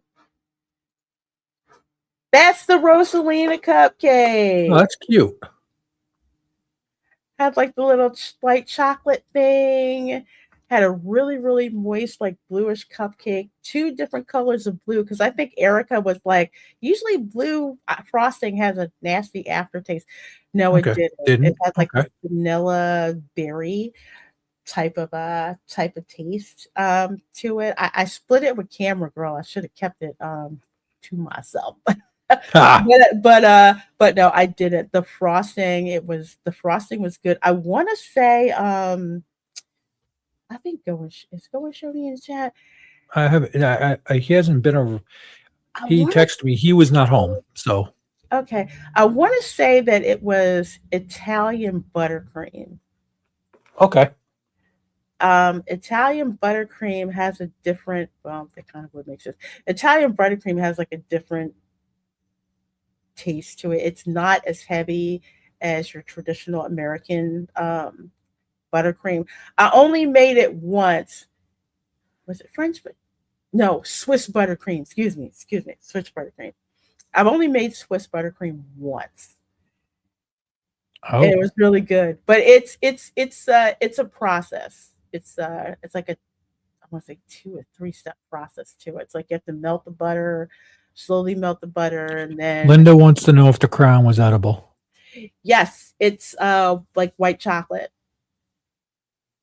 Because I split it in half. I gave it to Camera Girl. I wanted to eat Secretly she's making mental notes of where to hit when I have to go next. You have to try it. I'm gonna have to do that, Dana. Last time I missed that. But yes, you gotta get that. You gotta get that. The Rosalina cupcake was absolutely delicious. Um I didn't try I had the Bowser fiery meatball the first time I went. which was good. It was really spicy. It's really good. So I went for the Mario burger this time around. We got the garlic knots as well, the garlic parmesan Oh, knots. So we really? got those. Yeah, they were really good. Yeah, they didn't cheap out with the parmesan cheese at So all. the garlic thing, how would that compare to the garlic steak at the tavern? Because that's a big piece of garlic bread. Everybody thinks steak. No, it's like a steak like you stick a vampire with. I didn't have it at I thought you tried that with us when we were munching down, when we were sharing everything. Me where and Linda got 2 of them. And then we got those burnt crispy things, remember? was that at Jack Lindsay's? No, that was at when we were at the Burning Blade Tavern. Dang it. Oh, okay, okay. I think I like them both. Okay. A little bit more to the garlic knots at Toadstool Cafe, just because I like it when they go overboard with, Yeah. the cheese, with the Parmesan cheese. Um, so that was absolutely delicious. I had to have that. So yeah, it was good. Plus, of course, Toad's restaurant, which is really funny when Bullet Bill comes flying through the kitchen and the toads are all screaming and running. Yep. Yeah, it was good. But yeah, Linda, you got to try the Rosalina cupcake. It's really delicious. Toadstool Cafe gets crazy ass busy like around 11. I can't believe it. We walked in around 10:30 and it wasn't that crowded. Looked up around 11 and it looked like everybody and their mother was in that darn restaurant. Ah, gets that way. It Yeah. gets crazy. Yep. Well, folks, that is going to do it for the show today. I hope you all enjoyed it. Please do make sure that you come back next week because we're actually going to be having a giveaway. Oh, I'm actually going to be giving away. I guess I should blow this up so you guys can see it. Keychain from Super Nintendo World. So cool. remember, gotta come to the show next week to find out the instructions for the giveaway. So way to get some souvenirs actually for free. And as if that wasn't enough, for channel members, you guys get a chance to get this. Nice. So make sure you watch the post in the community tab. Just want to kind of share the love with all you guys and give you a chance to get some merchandise without having to actually go to the parks to get it. So, Tom, what do you have going on? And Well, I've been stream hopping and doing some, different things with some music and stuff. I helping you, Bosch, Erica, been showing up on that gameplays, playing against pro sometimes, and doing different things. And I got some things cooking. I had a nice major launch. You seen Artemis? I Artemis did. That was a good I launch. did. And it's Bozo Killbone, still like a pub crawl, but a little bit different. I tell everybody I'm like the bad rash. I'm modding everywhere. And I have more stuff up my sleeve. It's just been a little bit trying, and you get where that's coming from. So Yeah. it's going. I'm changing my setup. Things are different. Believe it or not, I went to the dark side, LaReina. I'm streaming on a Mac right now. Sometimes you got to go there. Yep. And I am trying to get this figured out, and we'll do it. And I have fun doing this, and I want to stream from the park. So I'm in maybe do an invasion with you on City Walk again, because that Jock Lindsay stuff, we should have filmed that. That stuff was great. Yeah, Jock Lindsay's is and the new store coming by what is that? Gideon's is doing a new store or something? Yeah, it's like a savory concept where Gideon's was a sweet concept. Of course, at Gideon's you got to get the cake cold brew and cookie. Got to get the cake cold brew. Oh yeah, cookie. cold brew is awesome. It's it is awesome. awesome. I didn't like oat. I didn't think I'd like oat milk, and then I tried it. And now I'm I can't do it. I can't do oat milk. Doesn't sit right oh with well, me. that's in the cold brew. I know. I know. Hmm. Ugh, But it's good. But it's good. But it's yes, folks, craziness. please do go over to hang out at Tom's channel. And I didn't get a chance to put it in the beginning. I'm so rusty. I will have it in the description box It's by okay. the end of the show, so you guys can go over there and check out Tom's channel. As for your girl, lots of stuff coming up on the channel. Of course, tonight at 8 p.m. Eastern. Grab your tissues. We're going to be doing a watch party for the Prince of Egypt. So you got to check that out. And at a side note, at 4 p.m. Eastern on Retro Nerd Girls channel, she is going to be watching the Ten Commandments. So yeah, we're doing Really? the yeah, that that is a movie you definitely want on 4K or Blu-ray if you don't have it. It looks so darn fabulous. It's amazing. Great story. Gotta check it out. Sunday, we are having the Welcome to Florida show. We're gonna have fun reacting to a video I was wondering titled that. The Worst Beach Town in Florida. Oh, okay. Now you're gonna make me come on Easter. All right. I get the hook. The I get the worst, hook. On worst, Easter, I'm gonna rip up on a beach. yes, the I have my worst suspicions. beach town at Easter. I debating whether taking off or not, but I'm like, you know what? It's the evening, Easter, kind of relaxing, and we're gonna have fun because there's a video not done by an American, but done by a Brit, which means it's really gonna be interesting. Don't have Don't little kids around. you don't wanna miss it. Yeah, the Ten Commandments is a fabulous film, fabulous piece of film history. I think that's probably also the film that, well, let's see, I saw Yul Brynner and that became my obsession with man who was shaving bald. But anyway, check that out. Tuesday, my new show, The Audacity, at 7:30 p.m. Eastern. Going to be reacting to all kinds of crazy videos, including Caleb Hammer crashing out on Disney adults. It's going to be fun. So please come check that show out. Very, very lighthearted, Darwin Award winners, all that kind of stuff where we just react, have fun. People suggest things to me, to go and react to. So definitely join me for that. Marcelo Lopez Jr., worst beach town in Florida, so many to choose from. I know, but the That's one that why was chosen, I have personal experience. So yeah, I know. I'm like, worst beach town? Which one? They're there's a so lot. freaking There's a yeah. many. But the So one so he I picked, guess I'll see you back at your channel tomorrow night then. yeah, tomorrow night. I'm bringing the rum for this. That's a good idea. I maybe bring in the wine for the wine for this. We're gonna need it. Oh We're, we're boy.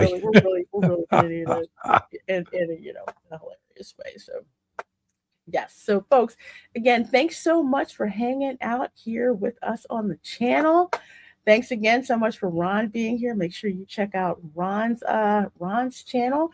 Hopefully we'll have Erica on again next week or so. Hopefully she's got some stuff going Yep. on. We do indeed miss you, girl. Everyone take care, and I, of course, will see you all. We, of course, will see you all next time. Bye.